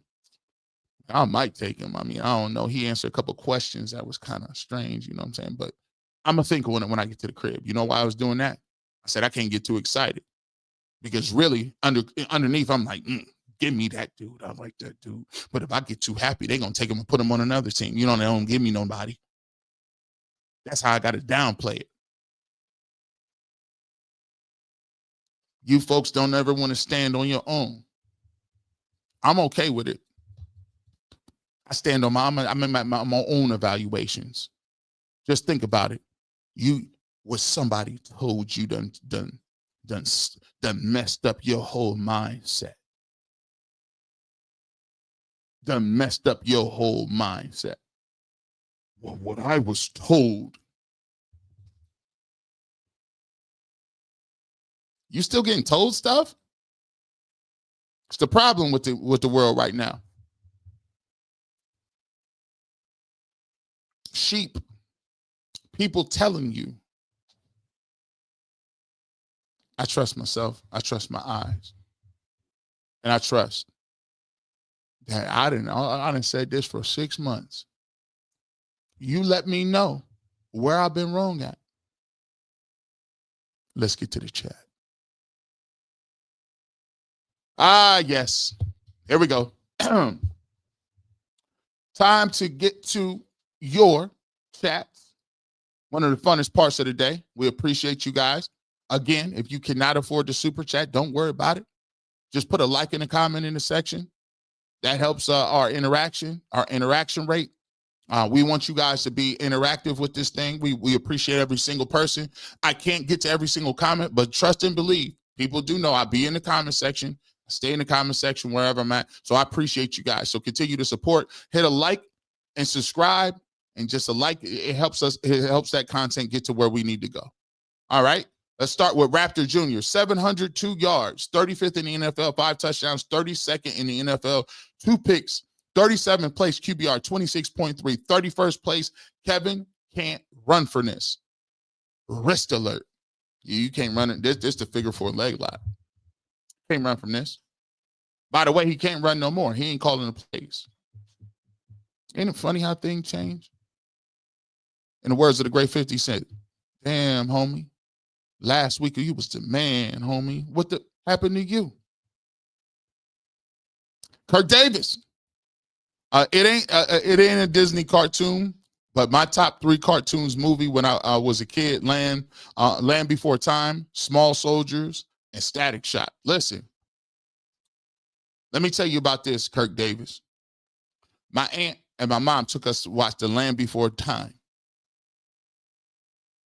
And when Ducky was in, when they was talking about when that comet hit and them dinosaurs died, it scarred me, bro. Messed me all the way up. Messed me all smooth all the way up. By the way, a Goofy movie. Dun, dun, dun, dun, dun, dun, dun. Dun, dun, dun, dun, dun, dun, dun, dun, dun, dun, dun. Dun, dun, dun, dun, dun. Boy, Tevin Campbell was cooking on that, boy. That Goofy movie. Hey, they need to cut. Listen. By the way, check out Top 5. We do Top 5 lists. If you're a member, it's a great show. Me and my brothers do a Top 5. We did the Top 5 cartoons. We did all that. Make sure you go check it out. But the Goofy movie was crazy. Appreciate you, my man Kirk Davis, for being a member as well. Deshaun Watson, 199. We drafted Johnny Manziel because of a crack. Shout out to Deshaun Watson in the chat, by the way. Allegedly. Miss Bell, got my t-shirt 71 this month. Thank you, G. Bush. Thank you as well, Miss Bell. We appreciate you. Appreciate you. I told you we be working, man. Shout out to the shipping and receiving department. Is that you too? You work in shipping and receiving? Yeah, man, I owe her a lot of money. She works shipping, receiving, digital, IT, tech support. Got to have a good one with you. Oh, I forgot to say. I'm so sorry. Babe, can you get me the magazine? Can you give me that? Hold on. We got to get to something. I appreciate all of you being here. This was really cool for me. I got to shout out to everybody in Triumph Magazine, right? I got to shout out everybody. This is a Black-owned magazine, and they did a feature piece on me and gave me the cover of Triumph Magazine. And they came to my house. They came to my studio. We shot in locations all around the city of Cleveland. And I'm going to tell you what, thank you so much for doing that, because they did a great job with the story. It told my story. It told me my passion for the city. And this just came out. I got it. I was waiting for it, but I'll show you, man. How great is that? Look at that. This is crazy, man. Shout out to Triumph Magazine for giving me the cover of this. They had it, and we did it a little bit ago. They did a great piece on it. I just want to show you just a little bit, because I gotta shout them out, because this stuff to me is wild to me, man. Look, I mean, it's just they did a whole photo shoot with me, man. A whole thing. Shout out to those guys. They did a really good job. They even have my wife in here and talked about how important it is to have support in your community and what it means to be representation or be representative of what's going on in the community. So I want to thank them so much for doing it. I don't know when it's going to come out, but they gave me a little sneak preview and a little thing of it. But shout out to them. This is a really high quality magazine, man. Shador Sanders was on the cover of it last month, and I want to thank them for doing that. So I appreciate Triumph Magazine. Make sure you guys support that. It's excellence in Cleveland's African American community. So I want to thank them for doing that, and I appreciate it. Oh, here you go. Thanks. So let's see. Fat Tommy super stickers. Thank you so much for the super sticker. I appreciate you. Stelmo Fudd, G. Bush, they not really here for the Browns. They just want the free lunch. Oh, man, get that free lunch, man. Kurt Davis became a YouTuber. Thank you so much, Kurt. We appreciate you. Right? Trey Mack, had to pay my little coins. I asked FB Teams this, and I want to get your opinion, G. Bush. Has Dylan Gabriel made any throw similar to Shador? None. Zero. We do film breakdown. Me and Tyvis, we not only show you the throws he's missing, we tell you we haven't seen one throw yet that even approaches those throws. And the most disingenuous part about this is that when people get on here and try to act like that game did not happen, it's gaslighting at the highest degree. It is. The fact that you've omitted that from the record, like it just didn't happen. They refuse to talk about it. They refuse to show highlights of it. They refuse to even mention it. The only thing you hear is he's running backwards. And they act like running backwards against the Rams, trying to make plays with guys that are working in the workforce, not even in the NFL right now, is worse than 2 interceptions and a safety in the end zone. It's look, man. Tell me without telling me you just don't like him. Tell me without telling me. Like you can't be serious with that. Like 5 sacks is equivalent to 2 turnovers and a safety. Points were given away. Massive turnover-worthy throws. He was sacked 6 times against Pittsburgh. We mentioned none of that, but we still going back all the way to the Rams game. It's not. I mean, come on, people. Like that's not even a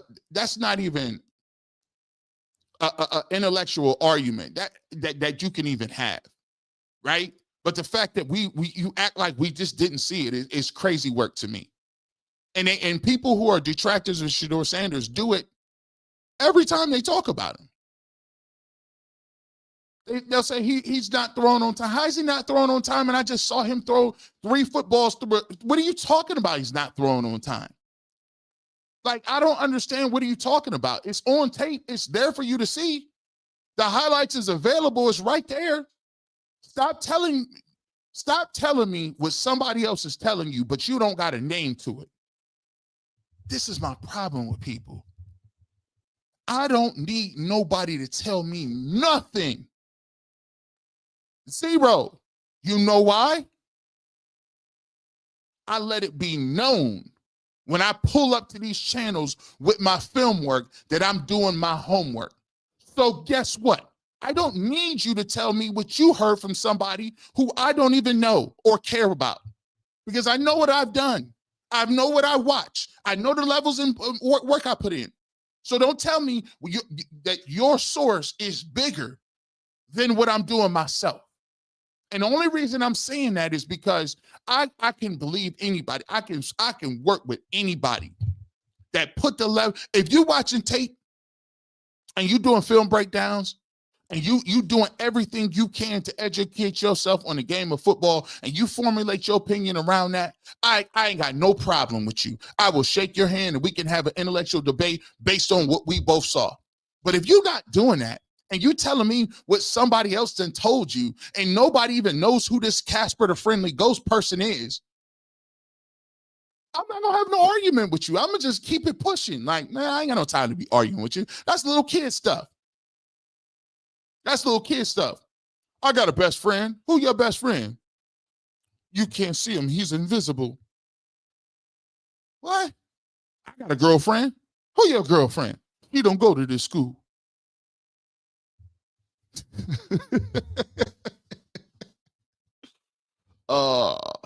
You're right. T-Storm VA 2012. See you, Auntie Redskins Commanders fan. Here for 12. I survived 20 years of bad ownership with Dan Snyder. The Browns' history, a history of dysfunction is criminal. It's of the highest levels. It's of the highest level. But I'm gonna tell you what, DePodesta is up out of here. Ooh, change is coming. Change is on the horizon. Change is moving. In the word of the Lion, the Witch, and the Wardrobe, Aslan is on the move. Oh man, it'd be references. Maybe somebody got it. Somebody got it somewhere. Cash Money. Shout out to Cash Money. By the way, they lost the verses. I thought they had better songs. I think No Limit had more heart. Shout out to P&M. If you train someone since April and he still ain't ready today, you should be fired. Because how can Shador not be ready when Prime's his dad? Shaking my head. You know how my thing is, if you the architect of the offense that you done created and characterized and created the routes, the combinations, everything that goes into it, if that's your offense and you had to give up your offense 2 years in a row, last year to Ken Dorsey and this year to Tommy Rees, well, are you ready? You can't even say ready out of your mouth. Obviously, you weren't ready or competent. So why would I sit here and take your word about who's ready on the offense when you have been so bad, you've had to turn over your baby? Don't no mother give their baby away. I don't care how bad they is. You ever been to parent-teacher conferences? You know your kid is bad, but you still go in there. You ain't gonna be so, hey, listen, I know my kid is bad, but you ain't gonna be talking about him like that. You got one more. But you didn't turn over the play calling and we talking about who he feel is ready. I think that's funny. Fresh Brews, thank you, my man, for becoming a member. We appreciate all our new members. We appreciate you there. Thank you so much for pulling up on us. Cameron Williams, the one thing G. Bush is going to do is take a jab at corporate America on a stream. I'm independent media. There are things that come good with corporate structure, but there are inherent bad things about corporate structure. They view people as numbers. There is corruption. There is, there's inequality in wages. There is, something to be said about how they go about disseminating and doing things in the environment, what they do in the community. So I'm just keeping it honest with you, bro. And I mean, the NFL don't get more corporate than they get. It is what it is. That's why independent media is important, because you need the ability to say how you feel about something. You need to be able to talk and speak truth to power without people being like, I don't know, you why did you say that, or you shouldn't. Nah, that's the job of the press, right? Freedom of press, right? It's in the Constitution, right? Like, people always want to talk about the Constitution, but when you start to get down to something, get uncomfortable. Oh, I don't know, you should have said that. Nah, bro. We don't keep it real. We got to. And by the way, I'm still waiting for the comment of where I've been wrong. Where I've been wrong. I mean, right now, people, for all that he not ready stuff, Shedeur Sanders is still backup quarterback again this week. I keep them coming. There it is. For all that not ready nonsense, for all that, why did he go back to see his father during homecoming? Shedeur Sanders will be the Browns quarterback number 2 on Sunday.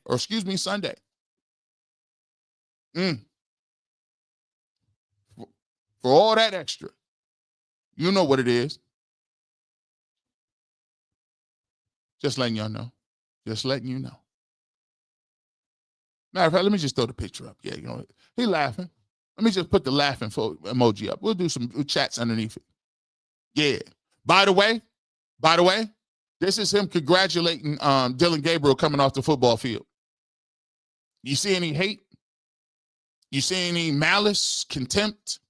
You see any of that? See, once again, if I didn't put it out, if I wasn't speaking to it, you know, he's not sitting beside him on the bench. Is he? You know, it's not fair to Dillon Gabriel. I see him being a supportive teammate. Is what I see.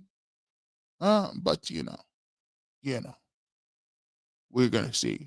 Greg Castellanos. Is it possible AB didn't speak because the ball was in motion for DePodesta to leave during the bye? Oh yes, of course. Of course. I completely agree with that. I completely agree that was already in the move. Remember, when you're in corporate America and you're an executive, not only do I need to co-sign the move you want to make, but I need 2-3 months in advance so that we not understand what we need to do with our corporate hierarchy. If you're a regular associate, you still got to give a 2 weeks notice when you're quitting. But let you be in upper level management. We need some weeks, bro. Because you tied in at that level. When you tied in at that level, you tied in at all the levels. It's the reason that he can seamlessly move from football to baseball.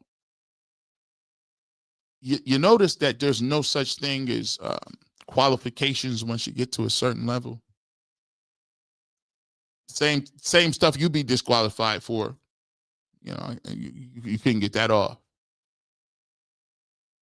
We be on TV sometimes on WKYC, but can I go knock on the door at WKYC and say, hey, listen, I want to be on The Bold and the Beautiful, The Young and the Restless soap opera. I want to get that off. I'll be on TV sometimes. They're like, sir, do you have any acting? No.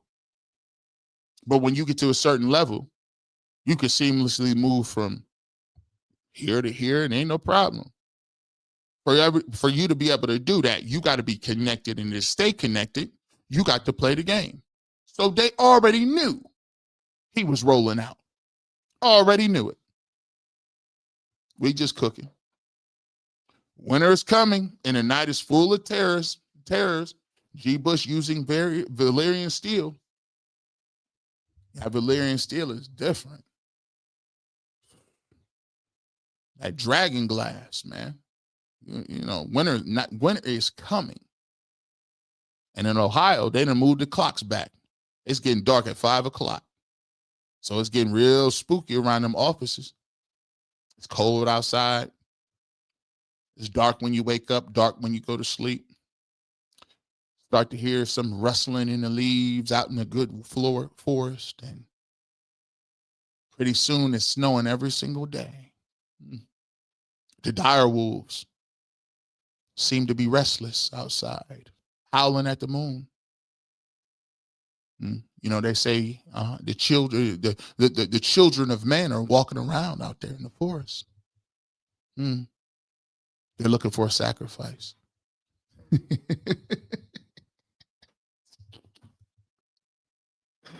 Potent 76, #1 sports show in Cleveland. I appreciate you. I appreciate you. Jamie Newfer. Dylan will get 7 games. Shador will get 6. The 5th round won't get a bigger runway than the 3rd rounder. It's that simple. Draft capital does matter. Here's what I'm going to say with you, Jamie. Why you think he sacrificed? Here's the thing that happened, Jamie. Kevin Stefanski sacrificed his play calling to get to that number of games that you talked about. Because he's playing so poorly that he's going to play himself out of that position. So the only way that Kevin Stefanski can buy him some more time was to give himself as a sacrificial lamb to say, I'm going to turn play calling over. And when he did that, he's going to say, okay, I'm going to do that in the bye week. It's a Jets week. If he balls during the Jets week, it give him more time, because you are correct. The plan was all along to give Dillon Gabriel more games than Shedeur Sanders. You can't have the guy you handpicked play so poorly that now Shedeur Sanders is playing 8-9 games. That don't look good, right? That the optics of that is looking crazy. So you are correct in a sense, but the problem you have, Jamie, is this.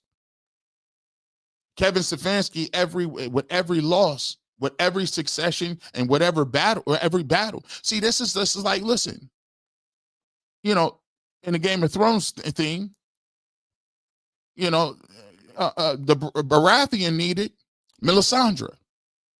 She put all her little magic on him. And as long as he was winning wars and winning battles, he was still in the game. But the second he start losing men, the second he stopped making sacrifices, the second he stopped really winning them battles out there, he was never in contention after that. You can't compete with dragons. You can't compete with the dragons. You didn't have the most money. You're not a Lannister. You don't have all the fields. You don't have all of the great food that people need to work with. So what are you going to do? And it's the same case with this situation with Kevin Stefanski. Once you start losing games, you lose the ear of the king. You lose some of that influence. The influence started to go when Flacco got moved and you didn't know it. The influence started to move when you said Bailey Zappi was going to be the backup quarterback, and it didn't happen because they said, no, we're not doing that. And then when Andrew Berry said, I ain't even got to speak to what I'm doing. I ain't speaking to nobody during the week. So the Jets game is the Battle of Waterloo. It's what we going to do. It's Gettysburg. We're going to figure out today, either the war is going to go this way or it's going to go this way. And if you play bad enough against a Jets team that's terrible, it's going to be hard to come back from that. I'm just letting you know. But I appreciate the super chat, though, because I do agree with half of what you said. My concern is Dillon Gabriel played good in 2 games. Dillon Gabriel plays like crap for 2 games. Will Shedeur get time to prove he is him? That the guy, the only one legendary. Well, here's how I do. I don't wish or hope. Here's the reality. Somebody behind the scenes is saying, Ken Carmen said it best. Is people going to jump up and down that he played good against a Jets team that's trying to tank? The same way nobody jumped up and down and said, oh, he was balling against the Miami Dolphins. No. Like, there's 2 different tracks here. Like, this ain't old school whatever. This isn't old school, hey, as long as we won and the quarterback still struggled, we can't talk about the quarterback that week. No, we're not on that type of time. They could take an L and he could play horribly. He could play terribly and they win, and we still going to be like, nah, you still need to make a change. Let's not conflate the 2 things. I'm waiting for a great game that he's played thus far. I'm waiting for one great game. I'm waiting for one good game. I'm waiting for him. I'm waiting for the throws. Miss Bell 70 says, Reese has been saying Shedeur was ready for weeks in spite of what Kevin is saying he wasn't. I can't wait to hear who tries to take credit when they see him. Oh, well, listen, you guys won't let him. You guys ain't gonna let it go. Y'all got a long memory. You remind people very quickly about who said what and when, how, where, what. You got a notebook. Cash Money says, I'm from Cleveland, South High. I've never been a Browns quarterback. I've never seen a Browns quarterback come to the hood before Shedeur. If he leaves and wins the Super Bowl, Browns bankrupt. I always told you like this. Like Tony Rizzo said something before too. And Riz been cooking this week. He said,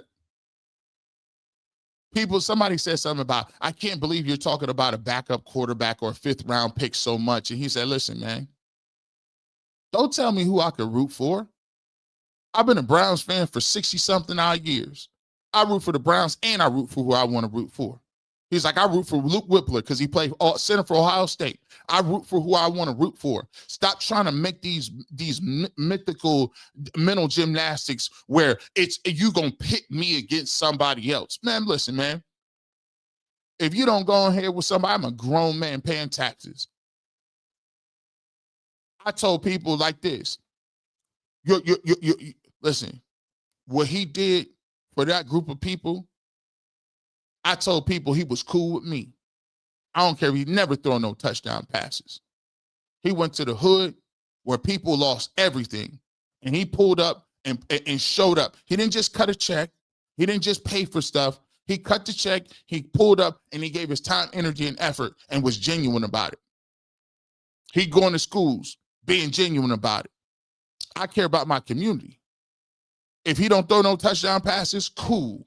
I rock with him as an individual. It is what it is. If he plays poorly, I would say, he plays poorly. But it's time out for people trying to make you, listen, first and foremost, you can't make me choose no side, no way. You don't count like that. And first and foremost, man, for you to question, people questioning your character, my character was solidified before. You know what I had to do to even get here? My character was solidified just to the work I had to put on just to get in here. This ain't my first rodeo. The barbershop been doing this 12 years. So if you came around and think this is controversial, I was the first person talking about you and lost your mind. You talk about kneeling. When they was telling people shut up and dribble, I said, you tell me shut up and dribble. Let me tell you, you might as well call me out my name.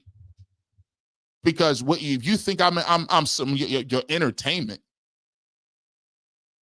the fans we want entertainment. We don't want to hear about the rest of that stuff. Well, listen, don't watch.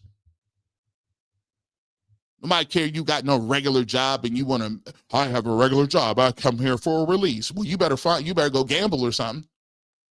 Get you a hobby, bowl, knit, basket weave. But G. Bush ain't gonna be your release from reality so you could do what you want to. We've been doing this. We've been cooking. So people try to tell you, or you can't, bro. Who is you? Who? Yeah. Come on now. Black Playbook. I find it funny. Bo Nick's game is slowly looking like Dylan's. The Oregon NFL Great White Hope pipeline is trash.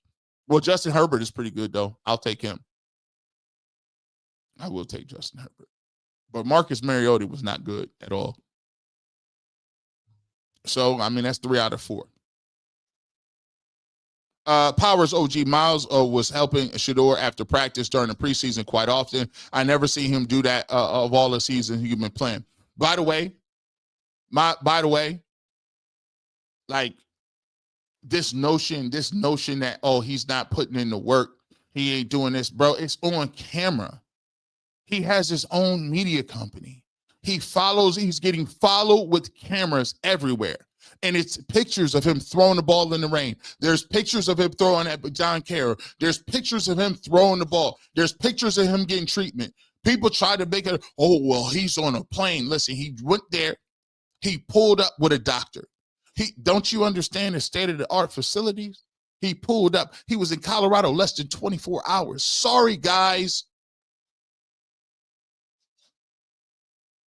I think it's cute.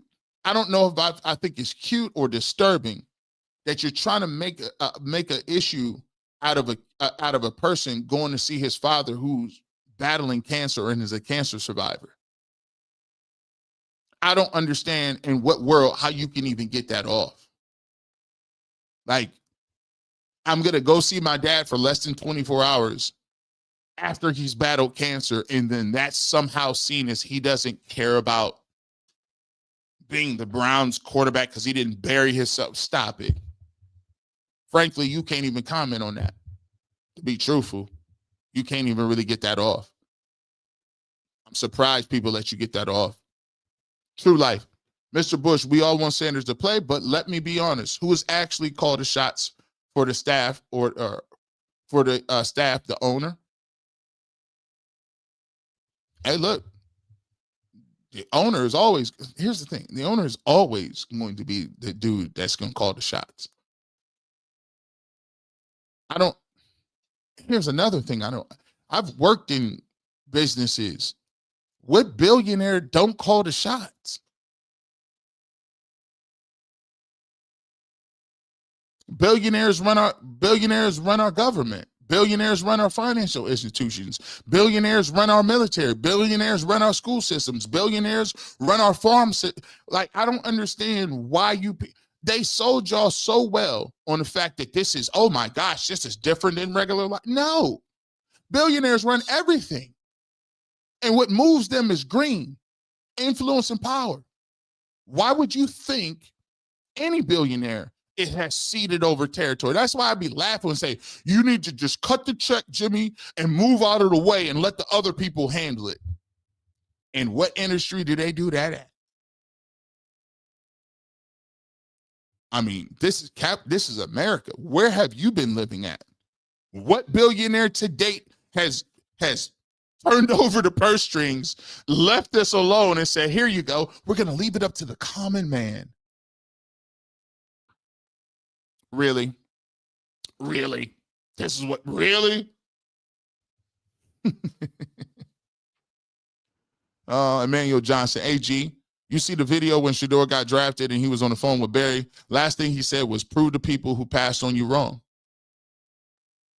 And they could keep talking about 5th round picks. And guess what? He's one play away. And by the way, I always tell people like this, we can talk all we want. Never lose fact of this. The common denominator is he has to go prove it. That's always been that's always been the main thing. He got to prove it. Just like Dylan Gabriel got to prove it, or Stefanski or Barry or whoever. He has to prove it. It ain't up to me. I could think you're going to do something, but what? You got to show it. Ms. Bell thought they could break Shedeur Sanders. They portrayed him as something he never was, and he took it. Can't wait for him to make his enemies his footstools. That play on the field. And look, you know, what's the name had the one of my areas of opportunities was holding grudges. I'm a Scorpio at nature, and I used to hold grudges for years, and the Lord been working with me on holding grudges. And he was like, "Hey, you're a born sinner. Mm-hmm. I ain't holding no grudge on you." Dang, that ain't different. He's like, "So what make you think you can hold a grudge? You better than me?" I was like, "Yeah, I might want to go ahead and work on that." So, Shedeur Sanders, you know, as a follower of Christ, you gonna have a level of, and he will, because he's already shown that. You're gonna have a level of inclusion. Yeah, I know a lot of people doubted me, but people gonna doubt you all the time. You know what I'm saying? No hard feeling. No I told you so's. No axes to grind. Just, this is, I just wanted the opportunity to improve myself, and hopefully we continue to win football games, or I continue to play a certain way. You see what I'm saying? It's the grace involved. Because leadership ain't really about people telling people I told you so. Because when you already know, and when God already gave you something, you know in your heart, you don't need nobody else to tell you something when he already done let you know. So your job is leadership is for those that can control their emotions. Leadership is for those individuals that understand that they ain't gonna like you all the time, and that you need allies in the world, and that your nature should be inclusion, not division. That's what leadership is about. And leadership ain't about saying I'm the leader. It's about the way you move and how you gonna get it. And the reason why people follow him and like him is because he's shown that in other places and other stops. He's been graceful in this situation. He's been a good teammate. He's come to talk to people. He did something in community. And when he plays, there's going to be more people and more eyeballs. And then your responsibility even grows even further. But this is a maturity process, and this is something that needs to go take place, because just like all of us, we got shortcomings and we got things that we got to work on. We all got things that we need to have, and we need to look and say, do I need to be better in that area? And so that only comes by fire, trials, and tribulations. You don't never get better by being good. He said it himself. This is the first time in my life I've been away from my family, that I've had people who have been adversarial, and I haven't been able to play. So now I need to find out who I really am as a person, a human, as a man. And those trials and tribulations are what make you ready. That's how you know you're ready. But that readiness is being taken place right now. I know. I don't want to. I ain't listen. I talk. I ain't trying to get preachy. I'm just trying to give you something. You ain't got to take it. Nita says, Shador has the most important thing right. He trusts in God's plan for him, because all the terrible narratives, moving the goalposts, coach favoritism, etc., is exhausting just for us as fans. That's why you got to lock in. That's what we call when we say the not ready thing. These are all the things that you go through to get ready. That's the ironic part. All these things are the things you go through to get ready. Because guess what? This is easy. All you got to do is play good a couple games, and people be on the squad. There's a lot of people waiting to jump on the bandwagon. But the thing that you got to understand when you're talking about whether or not he's ready, is how do you deal with losing a game against Patrick Mahomes, an AFC Championship game where you threw an interception that you knew you shouldn't have threw? How do you deal with getting strip sacked or getting sacked and losing some yards in a Super Bowl?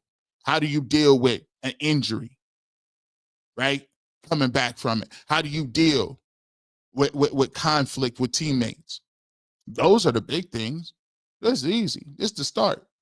All you got to do is play a couple of games, ball out. People in Cleveland want to see a winner. They'll be right on the board. But the thing that you need to be really preparing for is what happens when it really hit the fan. Electric Cornbread, help me understand why AB gets so much hate when he consistently drafted super solid young talent. Maybe AB has been held back, Shador too. Seems like then wrong fall guy to blame. Well, here's the thing. Andrew Berry is not without faults. Rightly or wrongly, when you move on from Baker Mayfield and Baker Mayfield plays well, people are going to say you had a franchise quarterback. When you trade a lot of picks and guarantee contracts for Deshaun Watson, it looks like that hasn't worked out, people going to get on you. When you miss on Jed Wills, who was a top 10 pick at offensive line, and he doesn't even get to another contract, he's not in the league, you look crazy, right? When you draft David Bell and Anthony Schwartz in the third round, and those two guys are no longer in the NFL, you look crazy.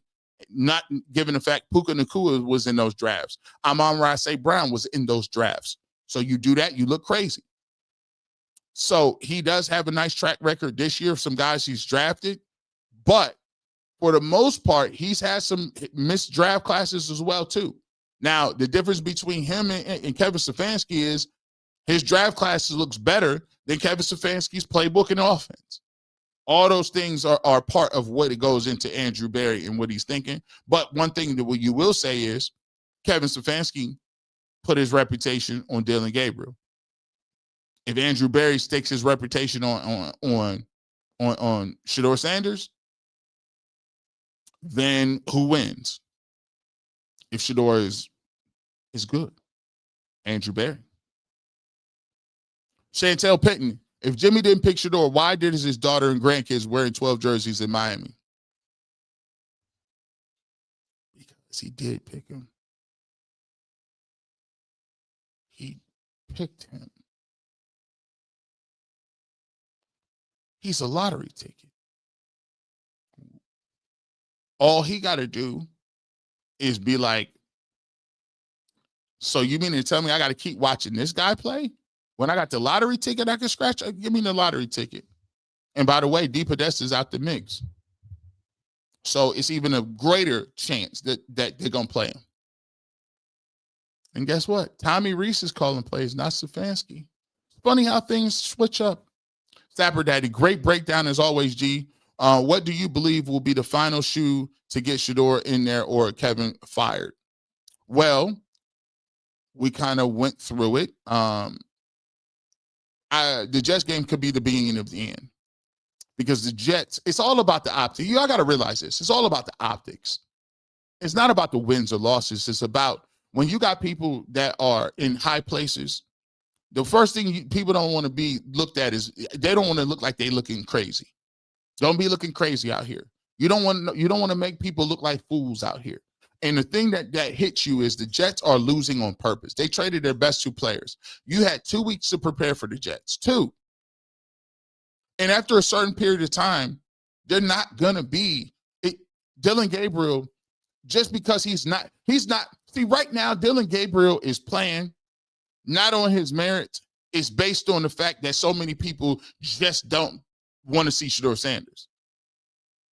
Anybody but Shedeur train, I didn't keep it real about that. It's obvious. I don't even need to say nothing because he's playing. If you ask anybody about Dillon Gabriel's play, give them 2 sentences. They'll already pivot from him to Shedeur Sanders. 2 sentences. They can't even stay on Dillon Gabriel's play for more than 2 sentences without going to Shedeur Sanders. That's the problem. That's what's going to get him off the field. And Kevin Stefanski has lost power precipitously throughout this thing. It's death by 1,000 cuts. Because now, what happens? The second Dillon Gabriel is on the sidelines and they have to admit that he wasn't good, that's the nail for Kevin Stefanski. It's done. Because at that point, he's shown you that even if you wanted to get another quarterback, he doesn't know what he's looking at. Even if you wanted to get a quarterback in next year's draft and you pick him, he can't put him in the offense to do anything. His offense, he's an offensive guru. Why would I hire you as an offensive guru, coach, and you didn't give a play call in 2 years in a row? It's already over for Kevin.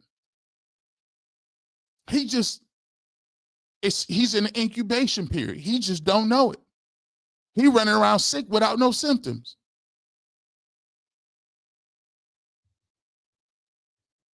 Brody's bottom line. The sports pod. Shout out to you, my brother. And by the way, I see what you did right there at the sports pod. Okay, I see you out there. Do your thing, homie. Yeah, I see you. Browns draft 2 wide receivers in the first round and an offensive lineman. After that, if Gabriel or Sanders don't work in 26, draft Sanders. And if you hear this, y'all feel free to take this around because you draft me Cardinal Tate, you get me another receiver and some linemen, and Shedeur Sanders got a whole runway for the offseason and is going to get reps and is actually out here able to throw to regular people, not support staff and training staff. Not only will your fan base be excited, not only will your season ticket base be excited, but you will actually have something to look forward to. Hope. And at that point, Kevin Stefanski will be going too. Think about it. Think about it like this. You let me know. Put it in the comment section. Put it in.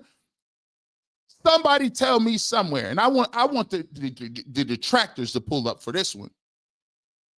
You telling me a young, I don't even know, even if it's Florida, a young upstart head coach or a coach that's going to be a football coach. Let's just say a football coach. We ain't talking about no analytics. We talk about a football guy. You tell me him as a coordinator or him as a coach. Jim Schwartz still holding it down on the defensive side of the football. Shedeur Sanders with an offseason, new weapons, and retooling the offensive line. Quinshon Judkins with an offseason and training camp. You remember he missed his. Jerry Jeudy, Harold Fanning Jr. after a year under his belt. And a rejuvenated Myles Garrett. Are you serious? Tell me you're not excited about that in 26. Tell me you're not excited about the possibility of you throwing the football to Carnell Tate and the possibility of having an opportunity with a second-year Quinshon Judkins and a new head coach with a new vision and a football. You lying to yourself if you can't get behind that. You lying to yourself. You would rather go with a quarterback with no offensive line, another young, stop. Come on now. Clint, the one, member for a month. I do believe that Jimmy chose 12, and maybe Andrew agreed. Unfortunately, there's a lingering thought in the back of my head that they may not play 12 period because they want to show. Nah. Listen, Clint, hey, change is upon us. If they wasn't going to play Shedeur Sanders, Bailey Zappi would be your backup. If they wasn't going to play Shedeur Sanders, Joe Flacco would still be on the team. If they weren't going to play Shedeur Sanders, they should have wasted all those reps on Kenny Pickett. If they weren't going to play Shedeur Sanders, why would they strip Kevin Stefanski of play calling? It don't make sense. Patience. By the way, thank you so much for your support for 1 month. Man, I appreciate you holding me down for a month and being a 1 month member. We appreciate you. Kirk Davis. They think they're going to run into a once-in-a-lifetime quarterback. Why not build around the quarterbacks they have a good offensive line and tackles? You preaching. You watch. Kirk, you're going to start to see that more often. Shout out to Zach Jackson. I told him when I spoke to him, I said, what? You the first person I said that. Why ain't nobody else saying that?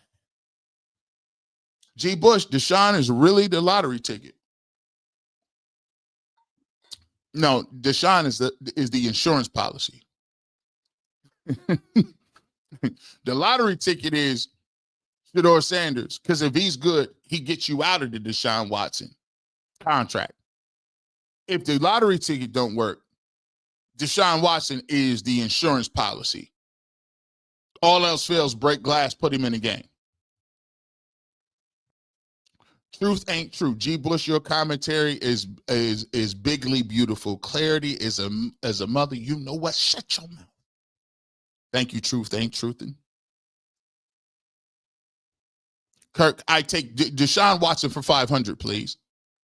Hey, let's not get besides ourselves, people. Let's not act like Dylan Gabriel is somehow better than Dylan. Again, in the words of Cigar Sean King, who is elite. Cigar Sean King is different. Dylan Gabriel has never been better than Deshaun Watson at any level. High school, middle school, church, practice, band. He hasn't been better than him at not one point of his life. Ohio Hempin, Z2O. You want to sell PSL? Play Shedeur Sanders. Well, you see some of them prices, them PSL prices. Hey, Jimmy, I know you. Hey, Jimmy. Come on now. First and foremost, I like that gunmetal gray, the browns. That should be your third alternate color. And if you want to sell them PSLs, you got a whole year runway to do so. Season ticket sales will be up 75%. Go ahead and name Shedeur Sanders quarterback in 26. Go ahead. Brazil. Could Shedeur be a bridge in 26, then traded for the 27 draft Arch Manning and Browns hire Manning for an office? I think 12 the franchise. Well, here's the thing. There's only one person that's popular as Arch Manning, and that's Shedeur Sanders, and he's more popular. I mean, Arch Manning is a lottery ticket, but Shedeur Sanders got his fan base is fervent, bro. It's overreaching. It's people that watch this podcast that don't even be Browns fans, and they pull up. Hey, let them know. Hey, if you're in the building right now, 3,675 people in here, hit the like button over 3 different platforms. We on UCSS, we on Babrbershop, we on Facebook, and we are on Twitter. Let them know. You think I'm just lying? It's people in here right now that be like, yo, I watch the Cardinals, the Patriots. I watch the Eagles. I'm a Dallas Cowboys fan. I watch the 49ers. I'm down here in New Orleans. I'm a Texans fan. I'm a Titans fan. These folks be everywhere. It's one person, and it's not ain't that many that's higher profile than Arch Manning, and one of them is Shedeur Sanders. I'm just saying. Peace Storm VA 2012. All Sanders fans want is a fair shot. No hate for Dillon Gabriel. Facts. I've been saying that for weeks now, man. It'd be crazy because they try to, oh my gosh, these zealots. The Shedeurians are, stop. Y'all been doing way too much. All you want is a fair opportunity to play. But at every turn, there's no, you tell us why he can't play. What do you think people are going to do? They're going to push back against you. You ain't seen him play, but you talk about getting another quarterback. Think about that. Think about how disingenuous that is. You're in a season that you're losing. The quarterback that you got playing is a rookie. He's not playing well, but you sit here give us some advice, some ridiculous advice that we don't want to rush him out and ruin him. Like what Dillon Gabriel was getting ruined? What are you talking about? Like he's a 12-year-old kid that's getting beat up by. Stop it. I would rather them just. I'm looking out for his long-term career, but in the next sentence you say they're going to draft the quarterback next year anyway. So are you looking out for his long-term career? You're not.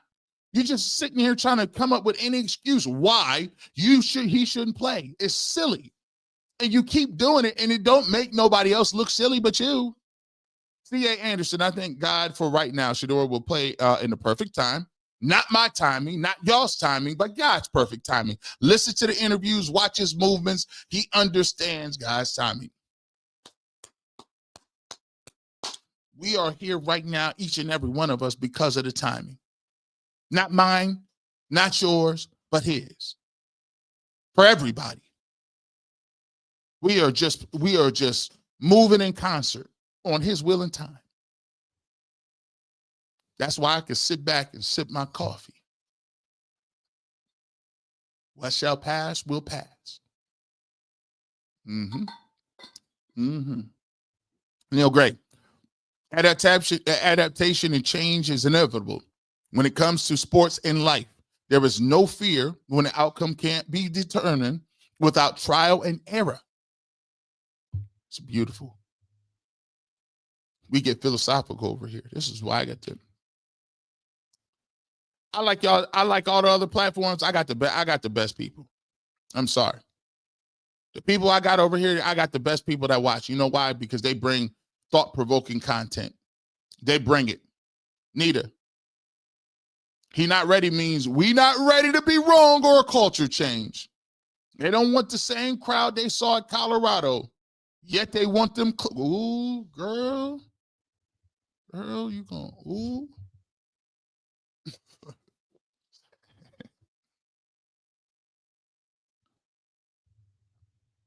Mm. See, tribalism is a funny thing. It's funny how instantly it became the Shador followers versus the Browns followers. Who created that war? I don't. I don't think nobody that was who created that war. Because here's the thing: if Shador Sanders is good, doesn't that mean that you're going to buy a 12 Browns jersey? You can't separate the two. That's why I can't pay for no. When we go out to eat, I'll be seeing, now don't get mad at me. If you do this, this is your life, as long as you stay happily married. But for me, ain't no such thing as separate check when we go to that restaurant. If I'm sitting up in there with my wife and we eating food and we done all sat together and we eating food, what? If she ain't got no money, that means she can't eat? If I ate, you ate. If you eat, I eat. It don't even matter whose money the purse is in. Because if we look in the eyes of the state of Ohio, in the United States of America, when I said I do, you are entitled to 50% of everything I have, regardless of whether or not you're going to pay for the bill or not. So how are we going to go have a split bill? How am I going to borrow money from you? Technically, you got half of what I got anyway. So let's extrapolate that and bring that to football. If Shador Sanders is the face of the Cleveland Browns organization, he is the quarterback of the Browns. He is in the community. He wears the jersey. He lives here. He pays taxes here. How is it that you feel that a person that would not support Shador Sanders is not by proxy supporting the Cleveland Browns? Maybe see, critical thinking. It's critical thinking. I just want to be critical. Critical thinking. Rachel Saunders. Not shipping and receiving. Thank you for becoming a member for a month. I appreciate you, man. I appreciate you, Rachel. You know, I like the fact that they show how long you've been down. I appreciate you. Potent 76. The Browns can't win because they don't have any connections or recognize any former players, coaches, or personnel.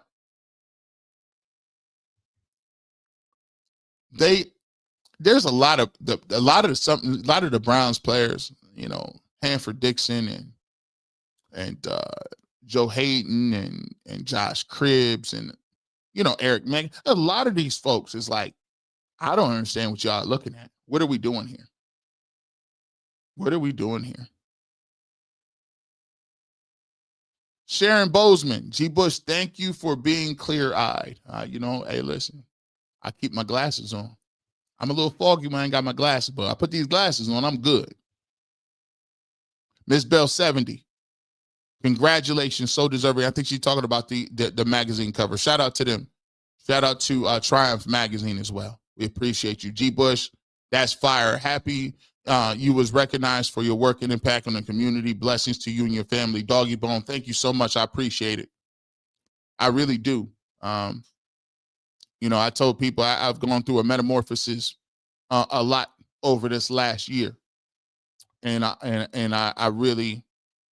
I truly believe that some of the success that I'm having today is due to some of the metamorphosis that God has brought me through in the last year in my journey, my personal growth.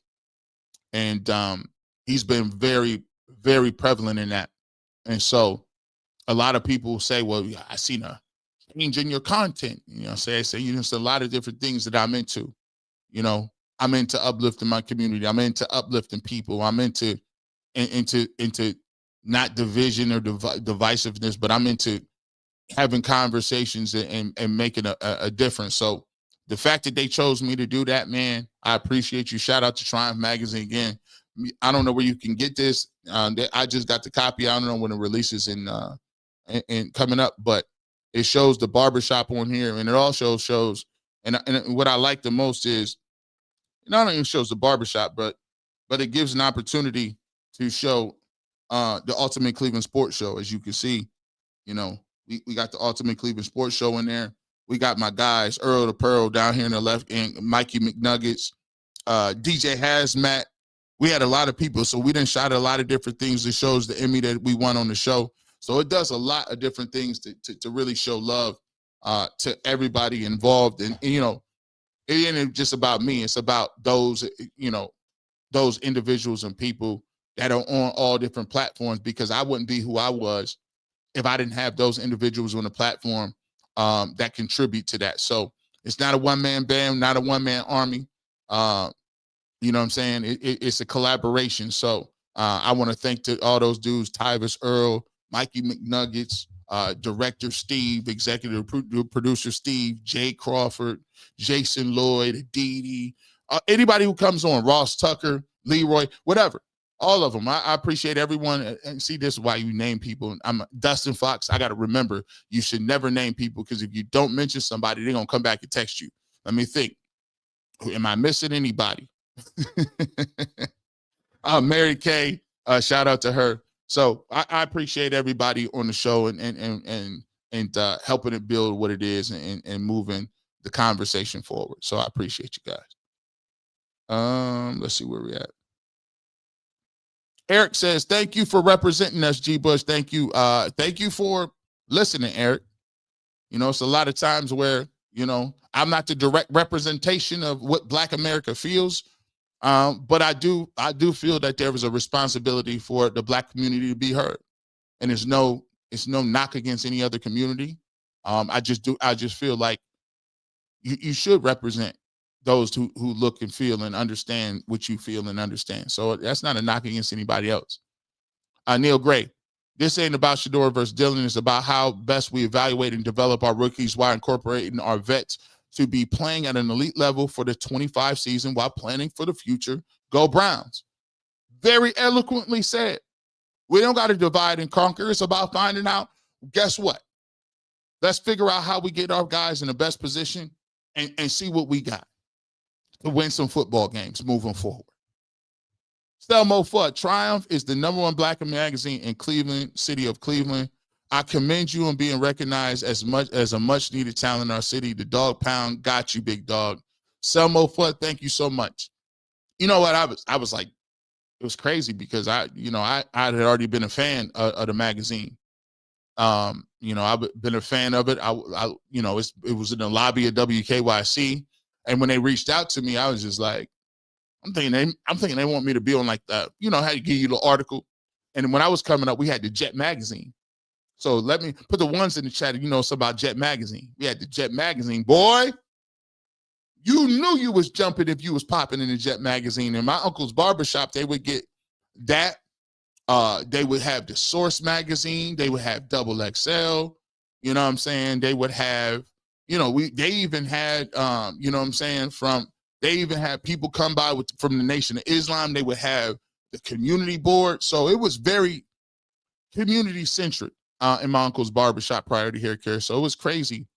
And then, Triumph magazine was, something I already paid attention to. So when they say, hey, we want to do a story, I was like, wow, that's wild.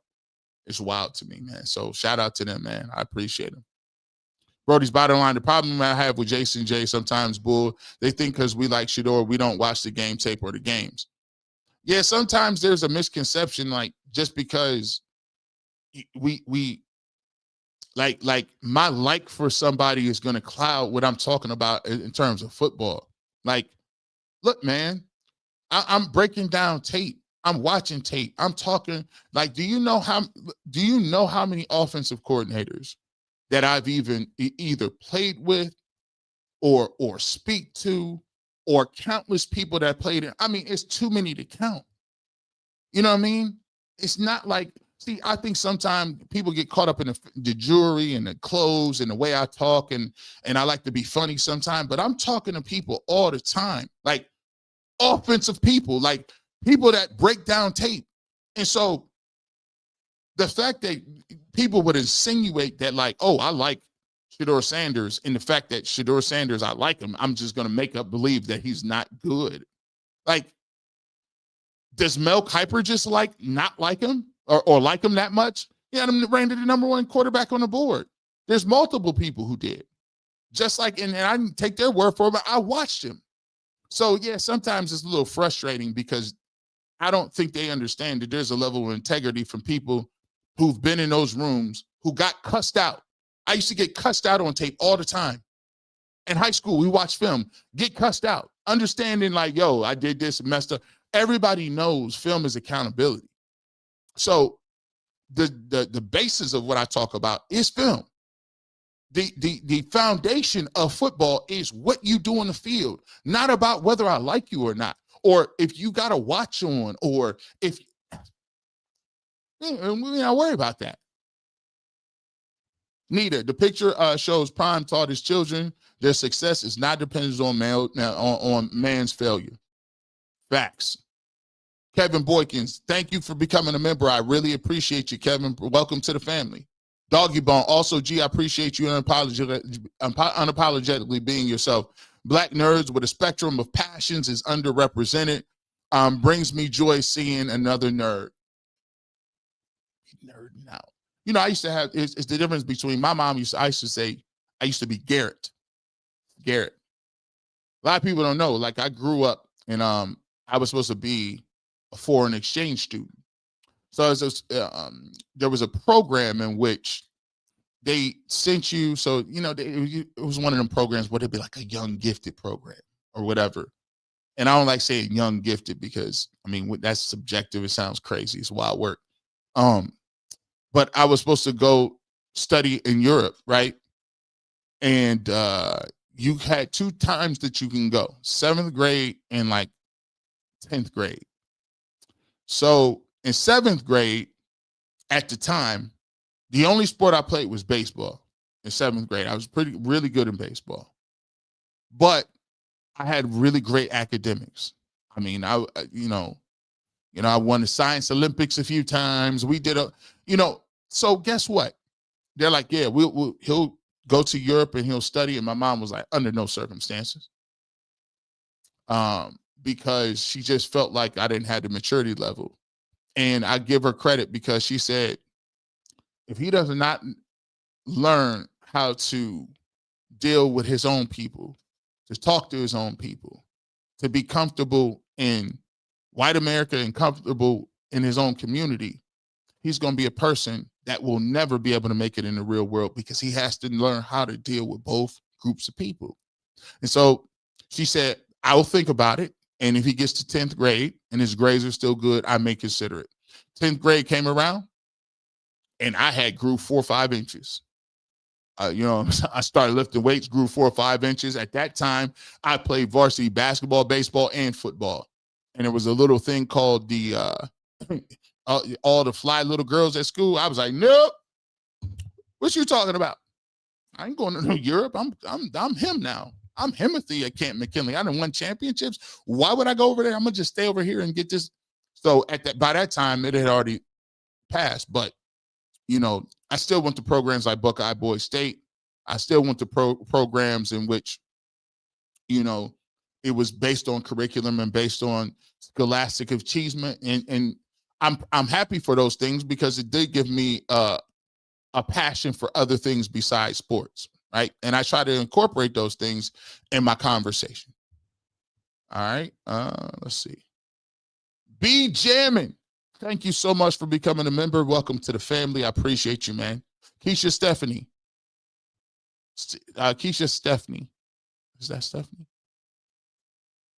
I apologize if I don't get it correct the first time I try to. It seems like the narrative keeps changing to explain why he's not playing. He's not ready. Distraction. Does he want to play? It's crazy. You know, it's funny, Keisha. It's wearing out. It's getting real. It's getting real. Now, you're starting to see people be like, if he ain't ready, you wasn't ready. If he ain't ready, the organization wasn't ready. And the quarterback you got wasn't ready. C.A. Anderson, I can't wait for the whole city to get behind 12. The Browns are going to be lit. Y'all's fan base is crazy. The NFL is waiting to waiting. The world is wait. The NFL is waiting. The world is waiting. By the way, them gonna be your in-laws. They're gonna be crazy. Y'all gonna. I'm telling y'all, you're gonna be. They're gonna be y'all. The Browns fan base look at y'all like the crazy in-laws. You look at them like the crazy in-laws. It's gonna take a little time for y'all to get together, but y'all both they both think y'all crazy. Skull 13. If the Jets game is Waterloo, then AB trading Flacco is Russia burning Moscow to deny food shelter to the French army before Waterloo. Preach on, G. Bush.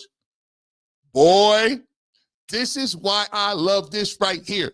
History 101 with G. Bush in the chat. Man, we got the best chat up in here, I'm telling you. Hey, Skull 13. It's a lot of confused people. They're like, what?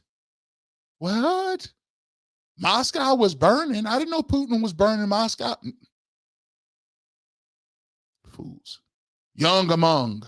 I want Shedeur Sanders to start for Vegas. That's a perfect situation. Let Dylan Gabriel run his course for the next 2 games and let Shedeur start next 7 games would be a massive game for the league and Jimmy. A lot of people say Vegas. He got a lot of fans out of Vegas too. It'll be a nice game. Be people pulling up. I do think it's about 8 built-in quarters. Because is Tommy Rees really want that on his resume that he was the one that said we need to go to Shedeur Sanders after the Jets game? No. And there's no way that Ravens game.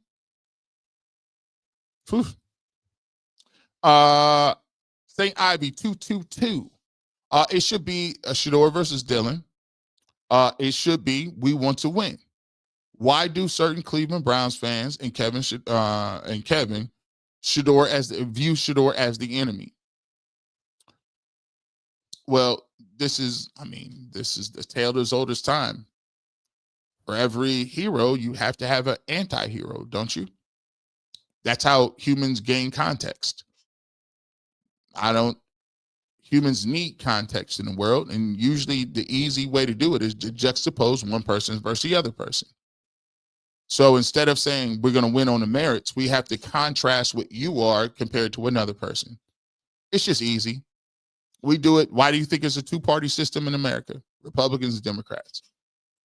There's capitalism and socialism.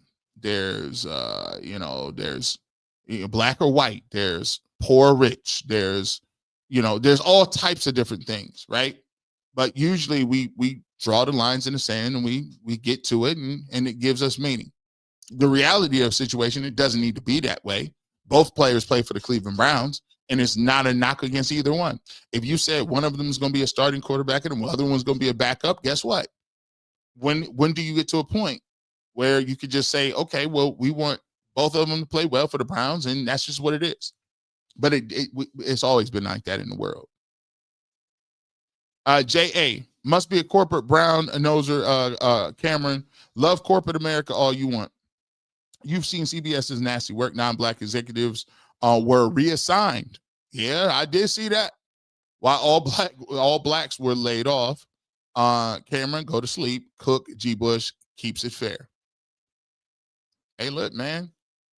There's corporate America. Look, I done worked in every like. Here's the thing.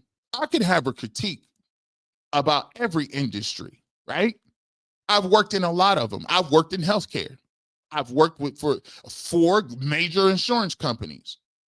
Do major insurance companies do everything that they can not to pay? Yes, they do. Yes, they do. Like, we all as people have worked for multiple entities. The truth is, whether I'm telling the truth or not, it's big business. They're going to keep rolling regardless, right? Little old G. Bush saying something about the insurance company ain't going. One of my biggest takes was based on DeMar Hamlin dying on the football field. And it got, I don't know, he's got almost 1 billion views or something. But that take came from not from a knock against it. It came from the fact of just the me trying to educate you on, guys, you guys are worried about the wrong things. These folks is doing this. It's going to continue to keep going. K3, the best, cheesehead, but here for 12, and state G around for the G, and stayed around for G. I appreciate it. Jim Schwartz, head coach. Tommy Reese, Brian Hartline, wide receivers coach. The good money take about that move. Yeah, I like that. I wouldn't mind having that. I ain't gonna lie. Take two. Only jersey I bought as an adult is Shedeur Sanders, coming from my 5 and 4 Panthers play. 12, I'll be in Cleveland to watch him make history. G. Bush preach. He's trying to tell you. They're going to pull up. Emmanuel Johnson. First DePodesta. Now we see a vid of Shedeur. Fire up the ones. Did you see it, Emmanuel Johnson? He was throwing to Njoku. The ones refs is coming. Colorado kickoff in 5 minutes. A Juju era begins. By the way, I'm excited for that too. I'll be watching that too. Yeah, we on that. We got that on we got that recording. Miss Melanated. They tried to break Shedeur, but he knows who he is and who he is, and who he is. He has an excellent support system. It's not about the money, it's about the game. Facts all the way around. Yeah, I got the money. Oso de Oro, thank you so much for the $2 super chat. And then he also gives me another super chat. So thanks for your generosity. G. Bush, please ask your co-hosts how people would have felt if Baker Mayfield would have pulled up to the trailer park and blessed everyone. Baker Mayfield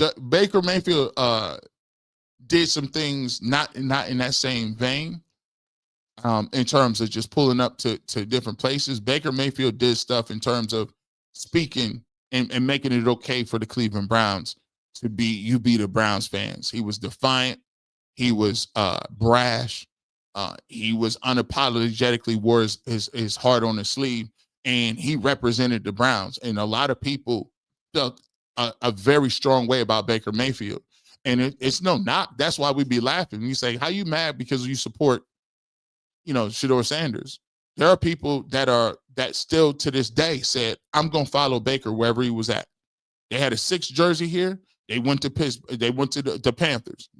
They followed him to Rams. And that, people on the show right now love Tampa Bay. We know who they are, but that's your prerogative. Ain't no problem with that. You can still do 2 things at once. Speaking of doing 2 things at once, man, make sure you get back here. We will be back tomorrow.